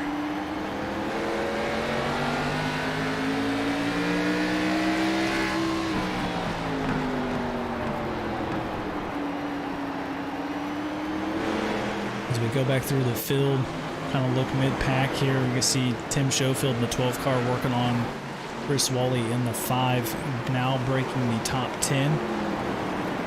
Our leader from that last restart, Chris Quick, you see him there in that 54 being battled by Riggins, who's actually a lap down, 2 laps down currently in that 10 car. So we saw that 3 wide kind of happen on the backstretch.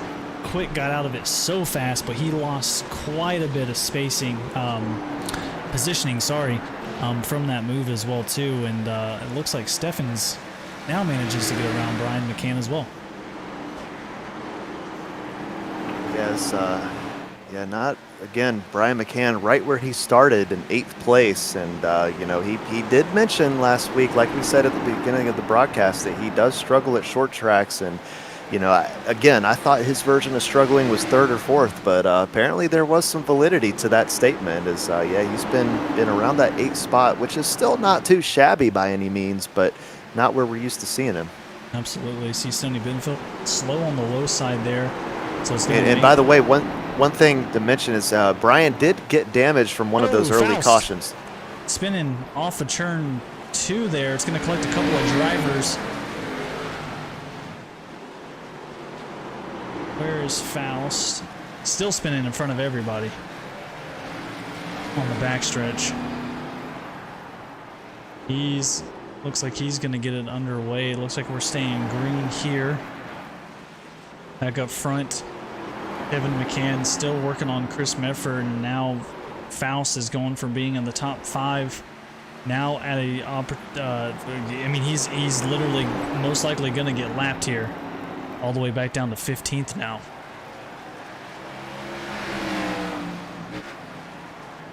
You look further back in the pack now that chaoticness kind of split these guys up. We see Trumbley now trying to make a move on Matt Henry,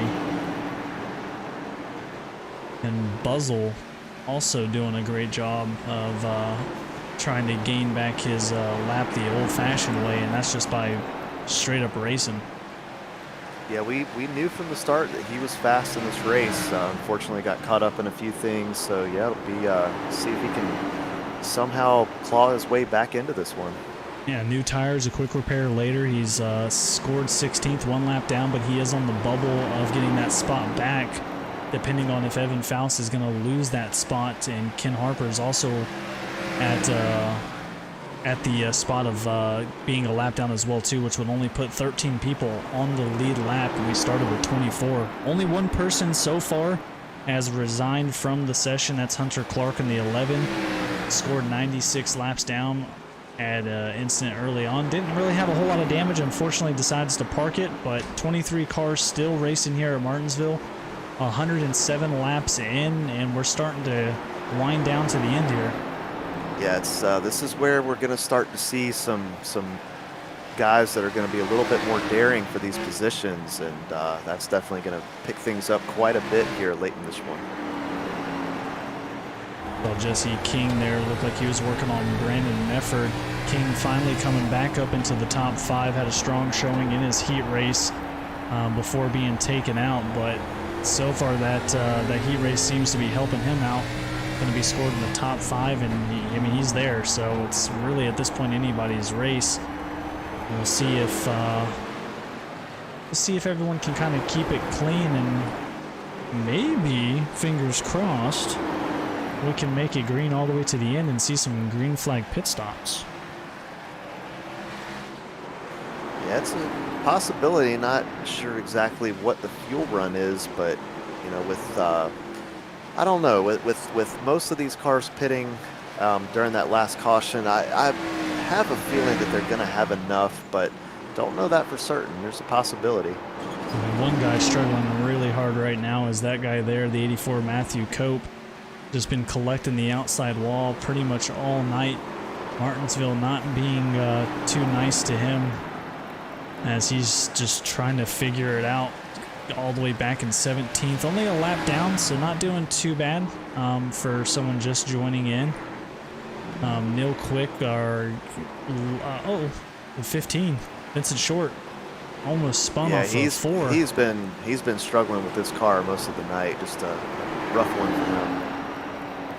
Turn 4 is collecting a lot of guys, but good job on him to keeping that alive. But Neil Quick, our 3rd place points sitter, seems to be struggling a little bit on the longer runs. Currently in 11th right now. Was up in the top 5 pretty much the early on in the race, and now he's just trying to make his way back up there. But now we're seeing our leaders coming across some lap traffic, as Kevin McCann is still trying to work on Chris Mefford in that 46. Yeah, they've been up there the whole race, but yeah, just haven't been able to quite make that move. Chris Mefford's been the class of this race, but you know, as always, we're used to seeing these McCanns up at the front. If it's not Brian, it's Kevin, and you know, we'll see if Chris can keep that from happening. Absolutely. Brian McCann has made his way back up to 5th place now, so he took that position back from Kyle Steffens. So now he's breaking the top 5. And right now, pretty much everyone's fanned out quite a bit, so not too much going on. I think our closest battle is actually going to be Brandon Mefford and Jesse B. King for that 3rd place position as they go around the 81 of Harper. Going to put him a lap down.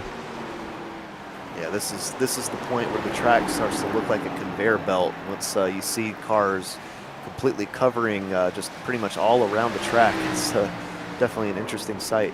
Yeah, let's actually take a look. I'm going to look at the static cam. Here we go. We actually got a car off of 4 up against the wall. Is that Faust again? It is Faust. Yeah. Faust is stopped up on the high side. He's going to be in front of Quick.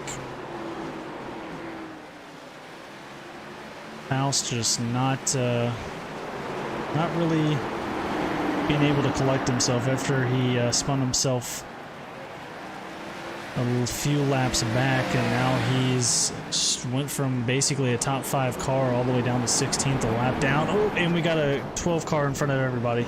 That's definitely going to bring out a caution there. Collects the 19 of Colt Cecil as well too. Looks like Colt is gonna go ahead and just tow her to the pits. Take a look at this on the replay.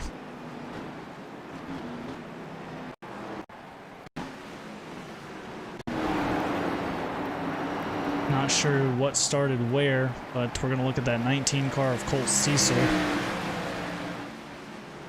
Take it from the blimp cam. He's going down low on quick. Oh, actually the 12 car is going to be the reason for the caution, so let's take it back to him.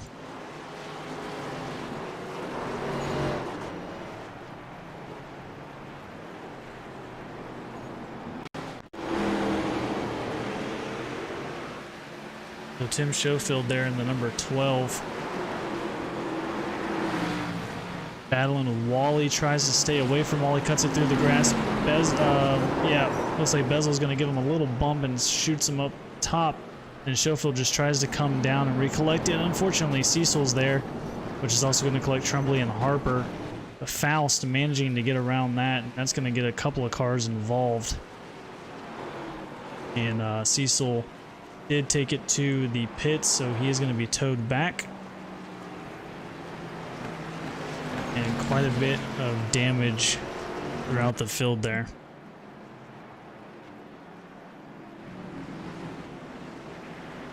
Definitely getting interesting, to say the least. Yeah, absolutely. This is where, again, you know, we were saying that this is where these position battles are really going to start to happen. But now, this restart, I'm expecting a chaotic one here.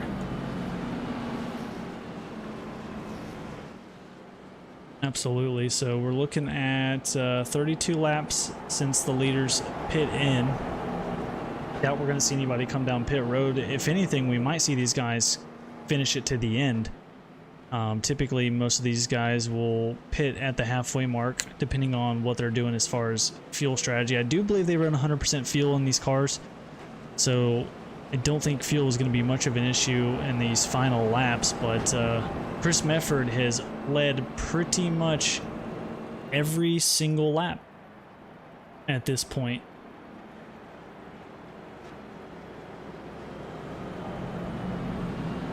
So he just needs to hold off Kevin McCann. Yeah, I mean, we did see even the great Kevin McCann did spin his tires earlier in this race, and so, you know, even though Mefford has been dominant, he's one mistake away from losing that lead, and so you know, definitely some pressure on him, especially on this restart, which, you know, this restart here could decide the race potentially. Absolutely. If we get another green flag run like that, there's no telling what's going to happen. But one guy I do want to talk about, Kyle Steffens in the 08, up into 5th now.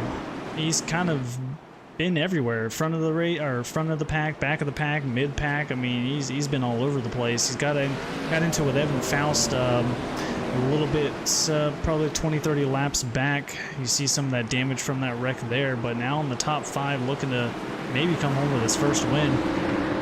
But the pace car is off, and Chris and Kevin are going to bring us to the green flag here. Lap 124 out of 150. About 25 laps to go, and now you're really going to start seeing these guys battle.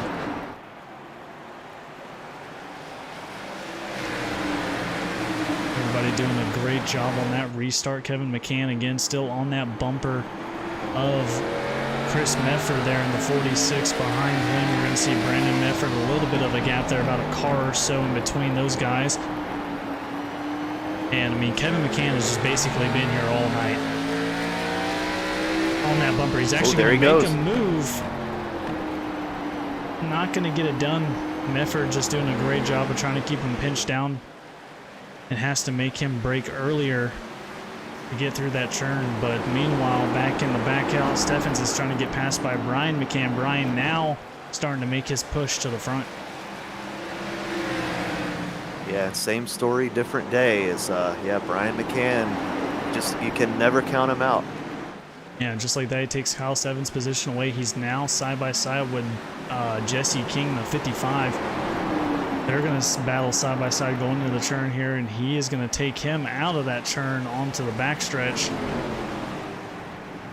And there was a car.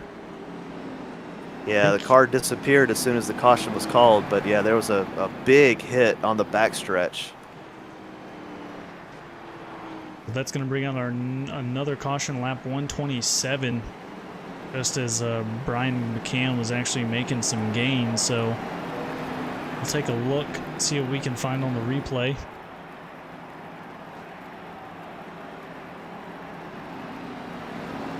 And who did you see out on the track?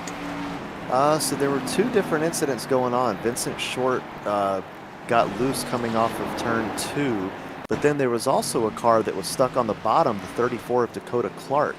And so kind of a combination of things that happened right there. Bring this back a little bit.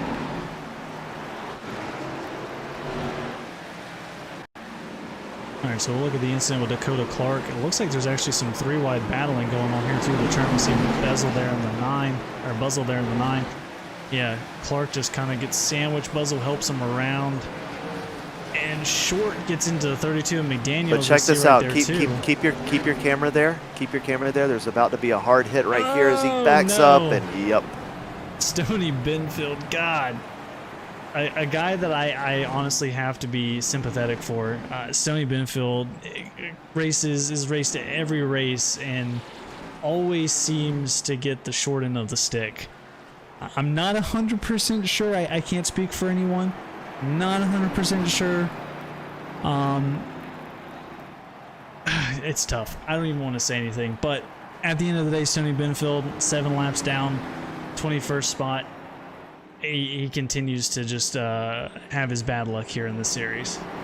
Yeah. I mean, you can't have much worse luck than that. I think I know what you're saying. I don't think it was on purpose, but yeah, definitely not the smartest move right there. While that was going on, while we were looking at that, this was the other incident here. You see Patrick again, Vincent Short battling McDaniel. Gets loose again into turn 2 and collects him. And yeah, Short just up against that outside wall there. So kind of 2 separate incidents there.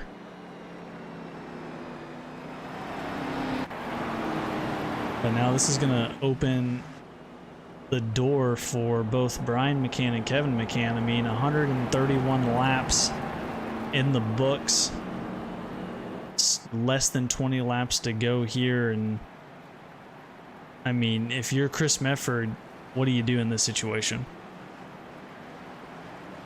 Yeah, and you see who only is on the 12-lap stint on their tires in 4th place currently, right?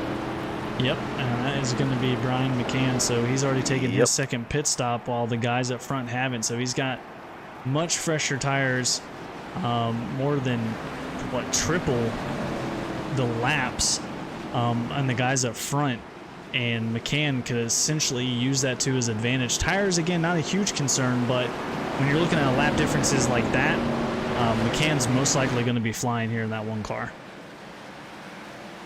Yeah, the question is, will he be able to get around these cars in time? Not too many laps left, so time is not on his side. King was thinking about 3 wide there with Mefford and Kevin, but now Brandon Mefford battling for the 2nd place position on Kevin McCann. Up to his quarter panel, going to stay side by side as they come off of turn 4, but he's going to drop back in line as he can't get it done. And just like that, now we're back to single file. Brian McCann is going to do what he does best and basically bring himself to the front. But again, patience. Oh, and just like that, Broadcasting Curse is going to send that one car a little sideways off of turn 2 there, I do believe. That's going to allow Quick in the 2 car to get to the inside of Matt Henry. He's going to take that position away and opens the door for Kyle Steffens, but Henry manages to kind of shut the door on that one.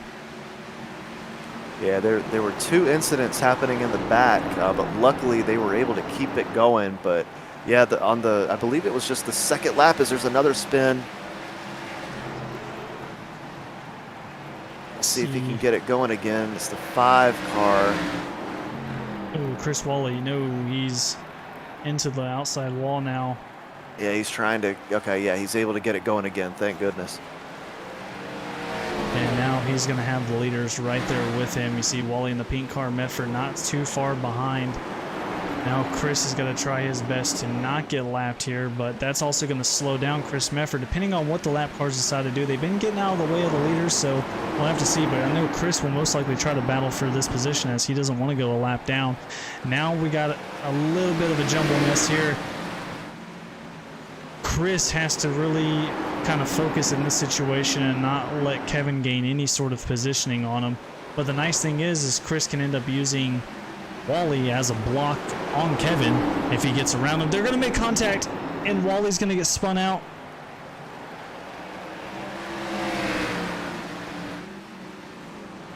And Wally just sitting on the track.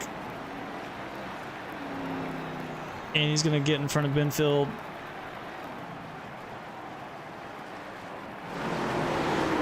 And after all that, we're going to stay green here, it looks like. So there's another spin on the other side, just chaos right now. But pretty much single car incidents, so they're able to keep it going. So Chris Wally manages to lose that lap after making contact with Chris Medford, our leader. And now they're about to be in the same predicament as they just were a few laps back. Now Chris Medford is going to try and get around Chris Wally once again, who's got extensive back-end damage. And while all this is happening, now everyone's starting to catch up as we got 8 laps to go in Martinsville, and Chris Wally just kind of blocking the leaders here, it looks like a little bit. Gonna get loose on the outside. That's gonna open the door for Kevin. Now they're 3 wide as they go into turn 3 and 4. Now Chris Medford's got to battle Kevin McCann there as they come off of 4, drag racing to the first and second turns. They make contact, and now Chris is going to get around. He's going to get to his brother and also going to catch McCann, and we have a huge pile up coming into turn 2, and that's something that you definitely do not want to see. I can guarantee you Chris Medford is very unhappy currently.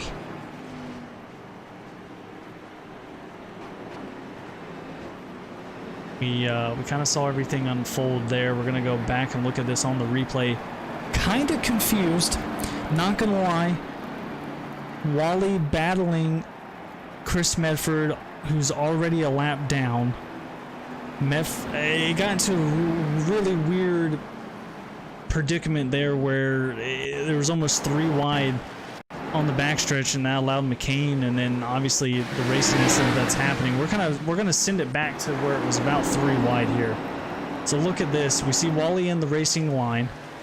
Medford, he gets loose. We're trying to bring Medford down low. That's gonna go 3 wide, and they're gonna battle going into the turn.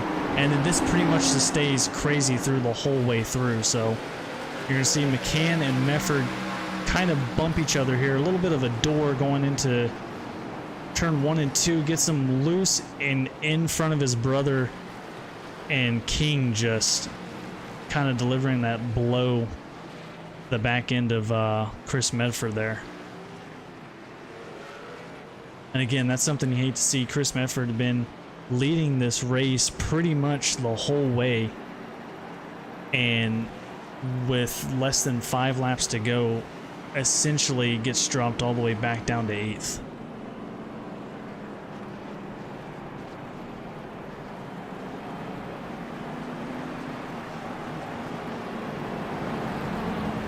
So still plenty of time. We'll have to see what the strategy is going to be for that 46 machine of Chris Medford. His brother, Brandon Medford, in the 83 got dropped all the way back to 12th. But during that whole scuffle, guess who got into the lead? That man right there, the number 1 of Brian McCann. After all that, 4 laps to go, been pretty much midfield the whole race, manages to get around a caution, and now it's going to put him in the lead, which makes me think Where is his brother at? Well, here's where things change. Kevin had to give him an end-of-line penalty there. Oof. Yeah, it's tough. So what happened was he kind of dove into the turn, and that caused his tires to kind of slide him up the track and get into Mefford. So, yeah, it's unfortunate. It is one of those where it was it was hard racing, but yeah, definitely the cause of the caution there.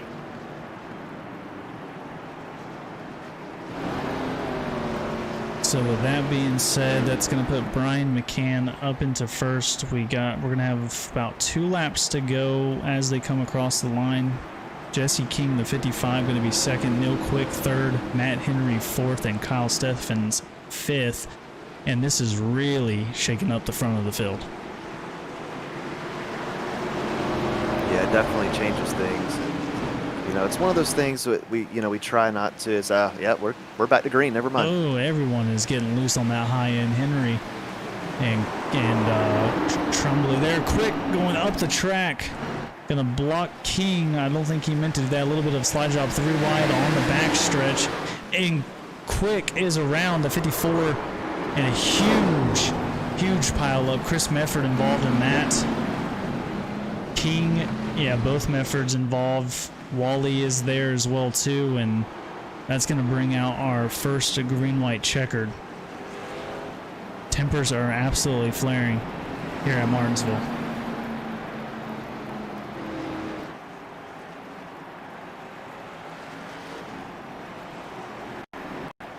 Take a look at the replay here. See what happens. Going forward, so you see the 46 there, Mefford, the 54 of Quick gets turned by Trumbley. Mefford gets into Quick, and then Harper just collects him, and then everyone else just kind of piles up. King and the 83 of Brandon Mefford kind of just stuck together there. Interesting little situation going on, but Trumbley, unfortunately, the cause of that caution there. Kind of go back to him and take a look from his perspective.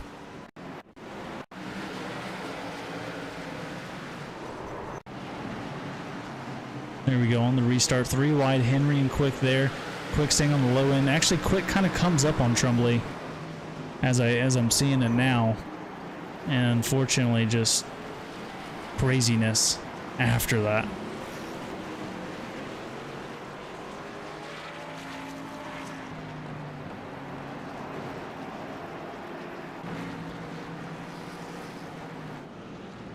So again, we have 3 chances at a green-white checkered.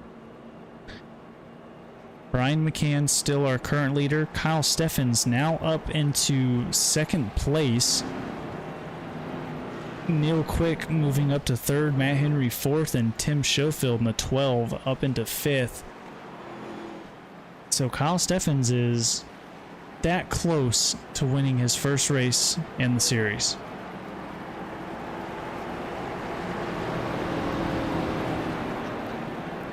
But of course, while we're doing this, you see the sponsors up at the top left: Loud Pedal Gaming, R&R Racewear, and HydroTek PC. Again, want to give a huge thanks to those guys who do sponsor this series.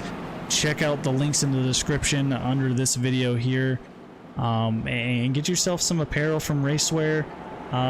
Look at some custom-built PCs at HydroTek PC, and if you enjoy some streamers and you want to support some streamers there, Loud Pedal Gaming over at Facebook, that's exactly what he does.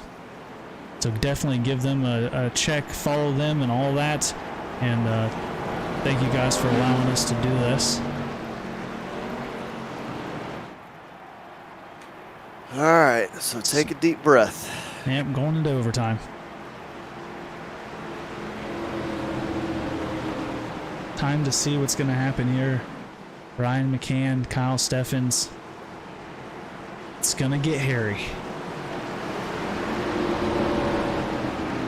Coming out of 4, Brian is going to waste no time getting up to speed, but that's going to shuffle some guys back. Henry into the wall quick, got a little loose coming off on that restart there. Most likely spun the tires.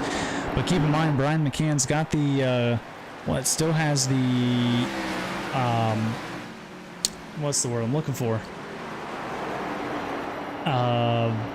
I'm just having a straight brain fart now.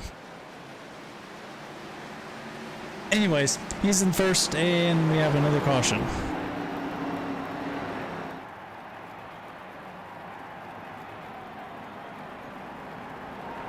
And what did you see?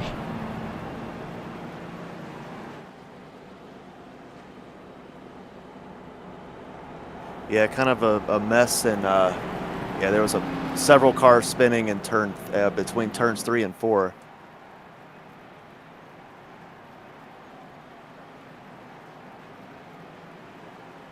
Was there anyone in particular you saw? I'm looking for it now.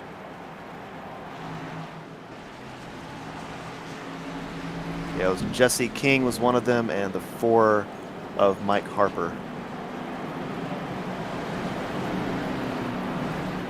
Alright, let's take a look at this.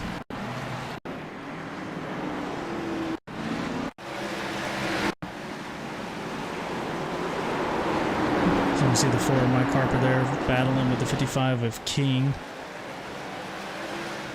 See McCann's in this as well too. McCann checking up a little bit. Harper not getting into the back end of King and just kind of sending it.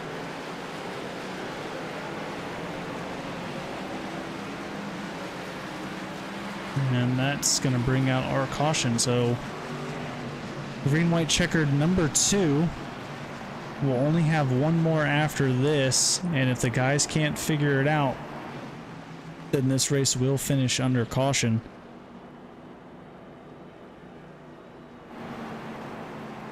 So taking a look here, again, nothing much has changed up front. Pretty much the same. Kevin McCann now up into the top 5.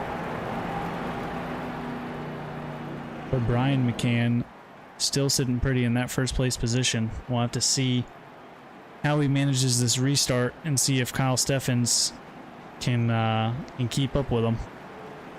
Again, he's got the freshest tires out of pretty much the top 5 besides No Quick, who's right there with Brian McCann on pit strategy, sitting in 3rd. And then you got Kevin McCann, who obviously just pitted 4 laps back. So if he can get some open air and get around these guys, he could definitely give his brother a run for his money. But if you're here with us during this Martinsville race, definitely stick around. We're going to have some interviews lined up for the top 3. So definitely stick around for that. Alan's going to get a hold of those guys and kind of see where they go from their point of view from the race.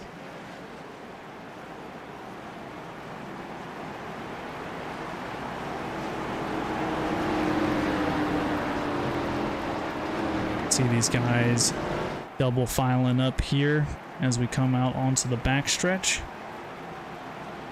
And we're this close to crowning a winner here at Martinsville. So let's see if Brian McCann takes off once they get around turn 4. And he's going to take off just again. Kyle Steffens doing a good job. Henry getting loose again. And now we got another wreck. Schofield collected, 54 of Quick collected. It's going to be a huge pile up. And now we have our final caution.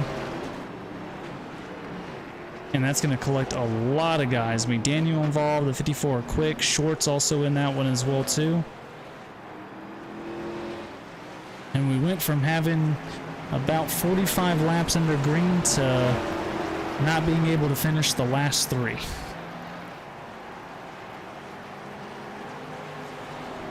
We'll take a look at Quick.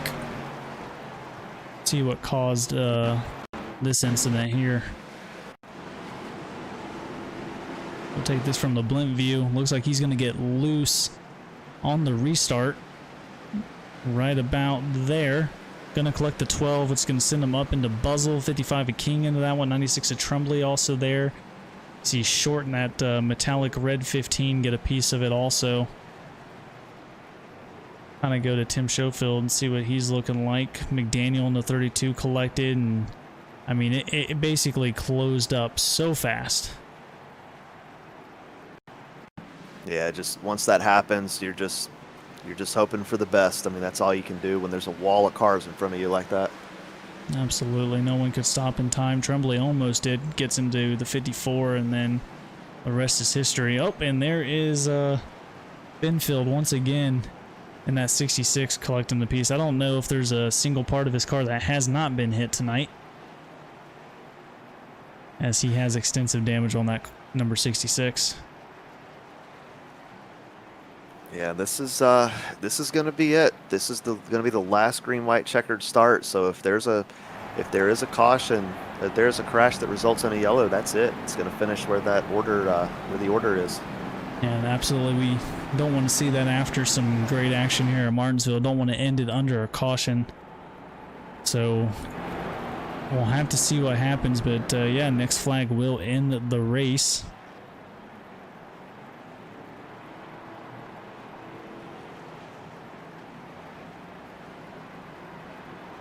The Chris Medford up to 6. And use his quick repair. Did just get word this will be green no matter what here. So so we will not finish under caution. This will be it. It will be green no matter what. Oh wow, this is going to make things even more interesting. Oof.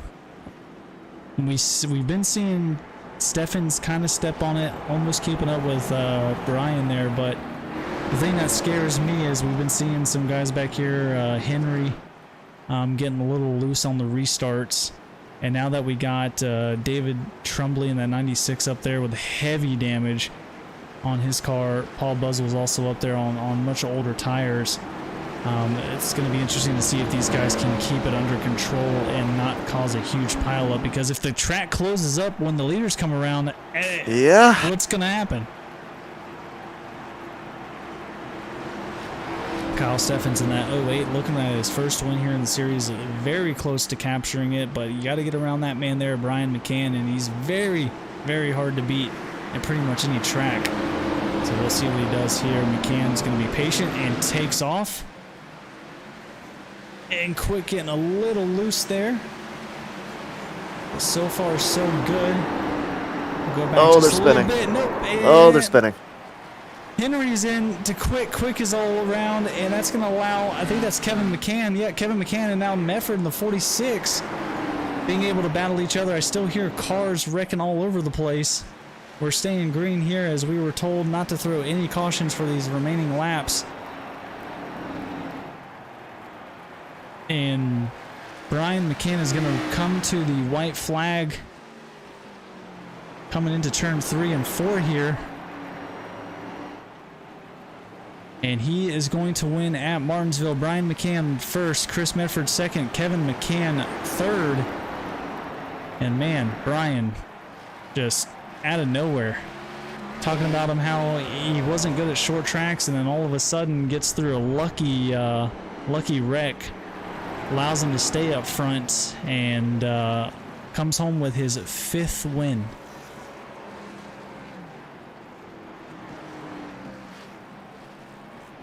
Hate to see it for Kyle Steffens getting involved in anything like that. You see Kevin McCann up there congratulating his brother Medford in the 46 also up there. Good to see Medford coming back after that. And being able, so, okay, using your brother as a little prop to get them tires spun up, but little to no smoke on this one. Yeah, there was a little at first, but yeah, I think they've done that move before. It looks like that's been rehearsed. But so yeah, Brian McCann first, Chris Medford second, Kevin McCann third. Interesting finish. Very interesting call by admins to not throw a caution there. Collected quite a bit of people. And we finish here. So yeah, stick around. We're going to have the top 3 here for interviews.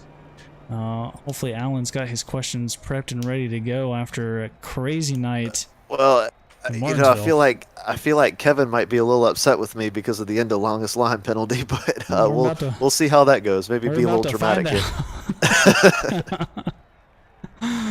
Let me bring these guys into the room real quick.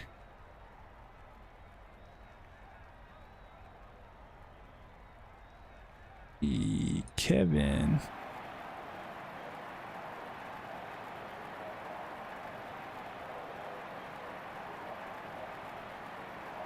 Mefford, there we go. All right, let me get this situated real quick. And we will be underway here with some interviews.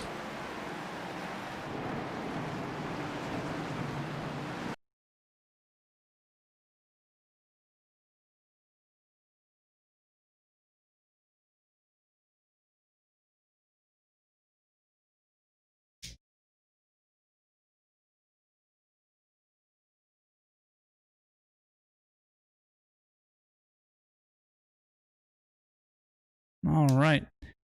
We're back here, and coming in third place, Kevin McCann in the 133. Kevin, you got a copy? Yeah, I got you. Hey, so Kevin, no, it's not quite what you wanted. A third place finish. See your brother Brian end up being in the right place at the right time again to win another race. What were your thoughts overall about your performance? Yeah, it was funny because I was joking with him the entire time. I was like, you know what's gonna happen. You're gonna end up in the right place at the right time, and I jinxed it. Well, I guess you could say I jinxed it. But no, it was fun. I enjoyed racing Chris there. All those laps. That was fun. It's definitely gonna be tough to pass him. I've saved my replay because that was on my screen. I didn't slide up into him. So, but I hate that netcode caused that, and him probably the race win. So, I figured the only good thing I could do was pull over and give him second.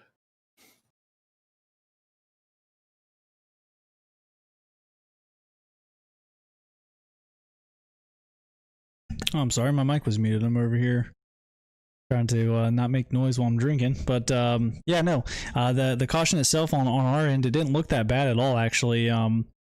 Like you're saying, I think it was pretty much netcode at that point, but it was just an awkward hit.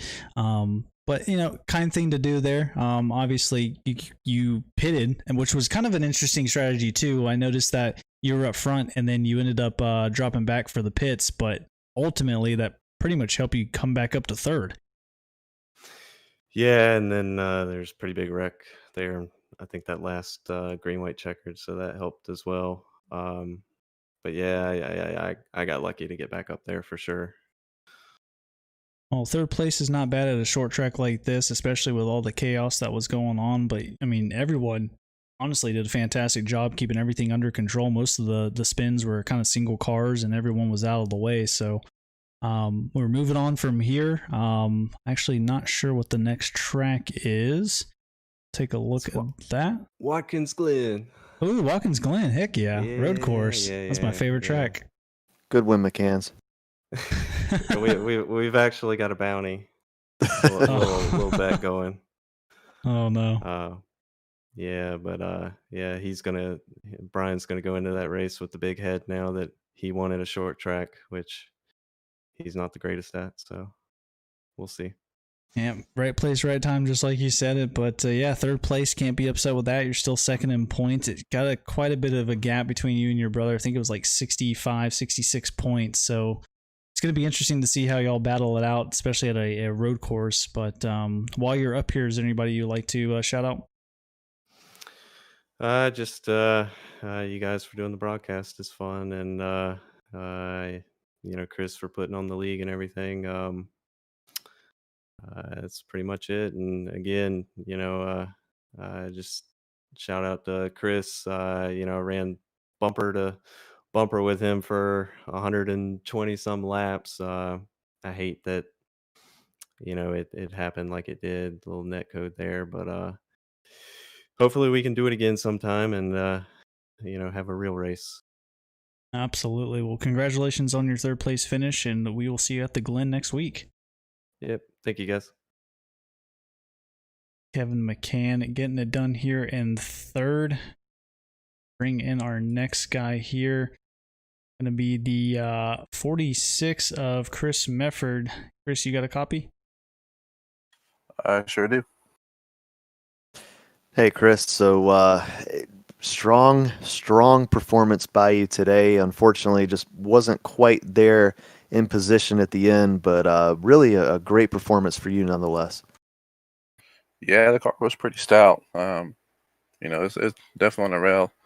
I know Kevin was there behind me, but I was still just riding, just holding my line, trying to let him burn his stuff up. I still had, plenty left in the car, but it wasn't too bad. We started catching lap traffic there at the end, and Lapper kind of pinched the first lane pretty tough, and I slid up into him a little bit. Just not enough room for us leaders to race, and then we caught back up to him again and kind of, you know, hugged the bottom lane where I was at, and he was definitely a lot slower at the time, and it definitely cost me and Kevin to touch and me go spinning. Yeah, I was gonna say there that was an interesting way of putting it. Kind of put y'all 3 wide just about on the backstretch there, and Kevin apologized. I'm not sure if you heard it for the incident. It did look like a little bit of net code on our end when we were watching it. The way he hit you kind of looked like y'all doored each other, but iRacing was like, no, that's a quarter panel, and unfortunately took you out, caused a pretty big mess. But coming back up to second nonetheless is pretty damn good compared to where you were at. Obviously leading the whole entire race up to that point, but I mean after that incident and keeping a cool head, bring you back up to second is really impressive. Like I said, we had that one fast repair. We had an incident after me getting spun. I almost actually flipped. I was on 2 tires, and luckily I stayed on 4. So I decided to come down and use my only fast repair and take my last set of tires. But like I said, the car was fast. It was crazy fast. I think if I had, 2 more laps, I could have got to Brian. I don't know if I got around him, but I definitely could have got to him. Absolutely. I know he had the fresher tires there at the time compared to I think you and your brother there, but now we're going to the Glen next week. I'm not sure how good you are at road courses, but apparently the McCanns are good. Yeah, that's all right. I might have a substitute driver in there for me next week. No, I'm just kidding. They're fun. I mean, you just gotta stay clean. That's what I was talking to Neil Quick about when we had a practice session there. I'm like, dude, you just gotta stay clean. That's just it. If you go off track, you're losing 4 or 5 seconds just by that. So, and it can be a long way in a road course. So, it should be interesting. It should be fun. I think, not saying it's a bad way. I think Brian got one handed to him tonight with mine and Chris's incident, Yeah, or mine. a little bit of like kind of perfect timing, right place, right time situation. It looked like as well there too. So, manages to pretty much get around that craziness that was going on there. But I mean, you're between you and your brother. I mean, both you and your brother are pretty fast, and you're definitely giving a run for their money as far as the McCanns go as well too. So it's going to be interesting to kind of see once we get later in the season where you actually end up, because I know you started the season late, but I mean you've already showed an impressive run late into the season as well too. So the Glen's coming up, so you got plenty of time to practice. Hopefully you can get something settled and maybe even take home a win. Yeah, it's always the plan. Back 2 years ago when these things were I don't know, a lot better, but the tire model was different. I actually had a pretty good run going on there, but the leader started in the wrong gear, and I started second. Then I passed him for the start finish line. I got a black flag, so that really put me, Yeah. 30 seconds behind. So I got up to like I think 5th or something like that. But so the Glen's always fun. The Glen, the Roval, those are about the only 2 I really do kind of run. But I'm not like a regular. I think I'm still like a rookie class in there, just Yeah. because there's so many ding dongs out there just like to wreck you on purpose.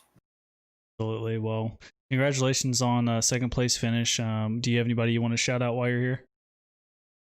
Yeah, thank you guys for broadcasting. I was sure I have to go back and watch this. So I know me and Kevin had some hard battle, and like I said earlier, I know he didn't mean to do it on purpose. I know I wear Oculus, a Rift, and I can see him in my corner of my eye just enter a lot lower than he usually does or did. So I knew he was going to push up, but I couldn't really get off that concrete, or else I'd would have totally lost it. So we was just trying to race hard. thanks for Chris Wally for putting up with me. I said I know me and him had a run in tonight, and hopefully everything's good to go. Brandon had a good run, like you said. Like Kevin, us three was pretty stout tonight. Not to say the least. Congratulate Brian on the win. Shout out to my other Falcon Motorsports teammates. I'm glad we started to get a couple guys in there. My buddy Matt, he's finally got in this year or this race. Wasn't the greatest race to jump in on, but glad he can come out and show his support. Absolutely. Well, congratulations on your second place finish, and we look forward to seeing you at the Glen next week. Absolutely. Thank you. All right. You can kind of hear a little bit of the disappointment in Chris's tone a little bit there as well too. But like I said, I mean, you go from leading pretty much the whole race down to having a pretty insane incident. And again, it is interesting to see such a lap car race as hard as they were there. But going to the Glen, so we'll have to see what happens there. But before we go, we got to speak to the man of the hour here, Brian McCann, finishing here at first. And it's weird, you don't do well at short tracks, but your placement says otherwise. I was in 10th place, closed my eyes and opened them up, and I was in first. That was weird. I was fully expecting to, just barely hang on to top 10, but all that stuff that happened at the end of the race there, I think I heard Chris said it. The win was handed to me, and I think that was probably a true statement. Yeah, well, you seemed like you were in eighth. You started in 8th place, and it seemed like you were there for a good portion of the race. But yeah, I mean, just like we saw last week, just things seem to go your way, especially late in the races. But yeah, I mean, what is it about Martinsville that you were kind of struggling with? I mean, 8th place is certainly not too shabby, but where we're used to seeing you, that you said. I said last week that a struggling week for you is 3rd or 4th rather than 1st or 2nd. So what is it about Martinsville and these short tracks in general that you kind of struggle with? I wish I knew. I'd be faster. Yeah, well, I think a lot of drivers out here would love to be in your position for your definition of struggling, because it seemed to work out for you tonight. Yeah, I know there was several faster cars than me though. It was at the end there. I had newer tires, so that helped me. I had a brand new car. I had to use a fast repair, so everything worked out in my favor.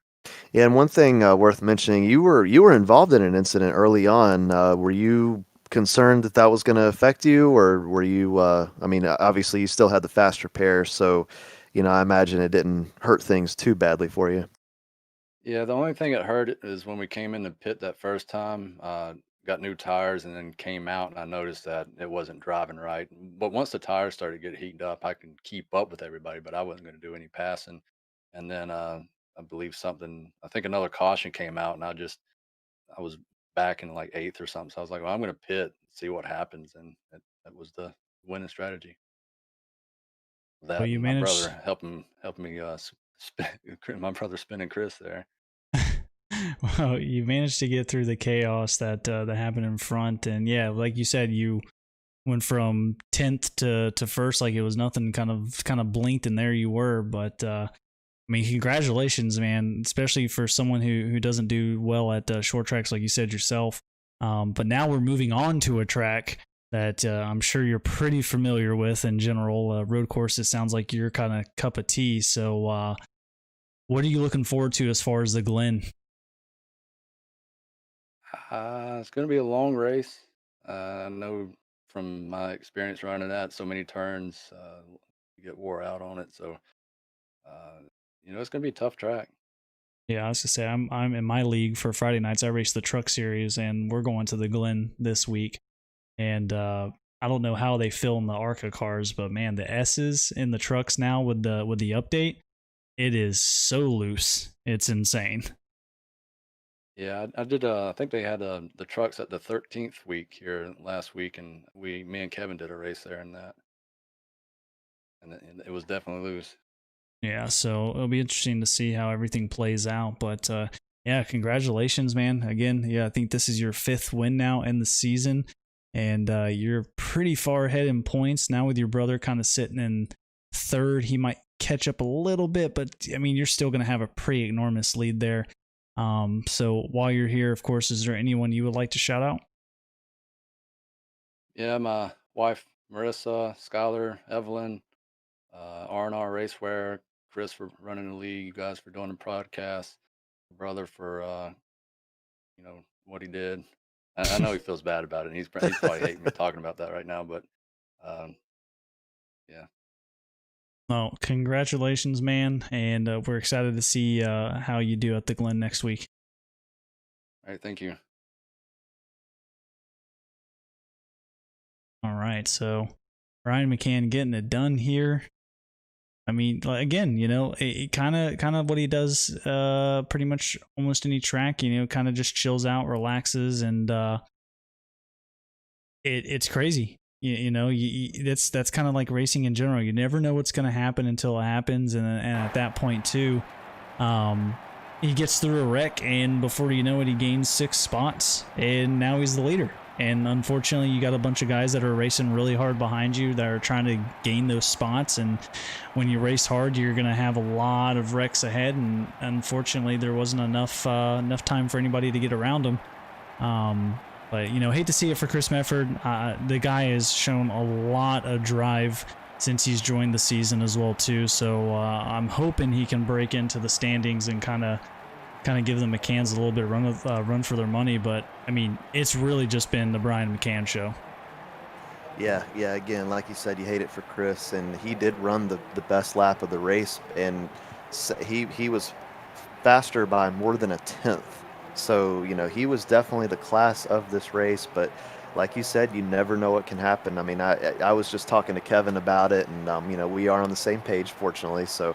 But yeah, I mean, you just never know. I mean, I came off of turn 4 at Michigan in the NIS series this past season, and I was excited that I was in 3rd place. I was pumping my fist, excited about, that I had salvaged the 3rd place finish. And then all of a sudden the leader was getting past. He comes down to the inside. The front 2 cars end up taking each other out, and I end up winning the race. And so you never truly know what can happen. And yeah, that's the case with Brian.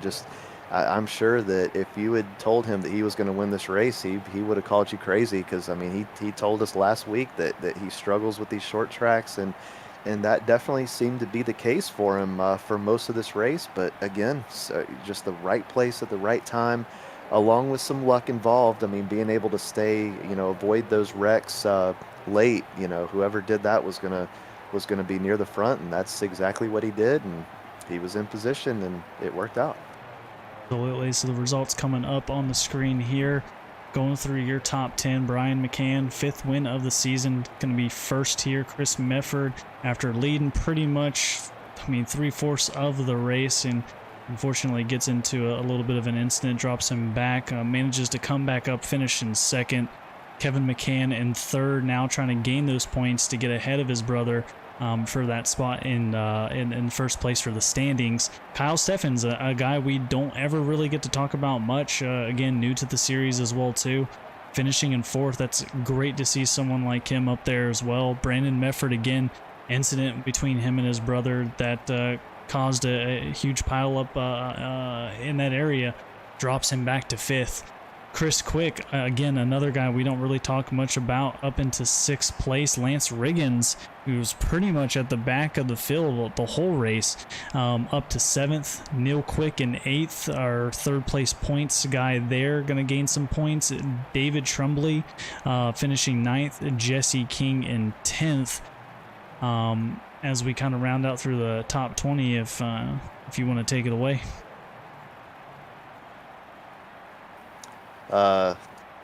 Sorry, I don't have the screen pulled up. No, it's all good. Mike Harper finishing 11th. Matt Henry 12th. Paul Buzzle 13th. Again, Paul Buzzle, another driver who was doing really well.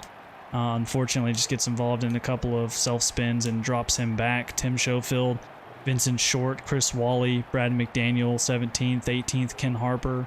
Matthew Cope, another newcomer in 19th. Stoney Benfield, the pretty much the opposite of a rabbit's foot in this series, in 20th. And then rounding out the 24th spots is Dakota Clark, 21st, Evan Faust, 22nd.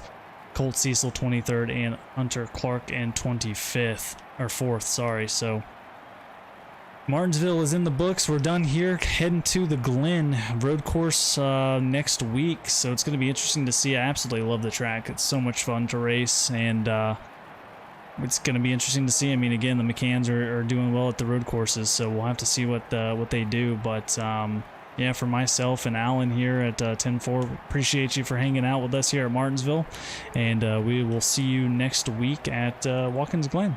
Have a good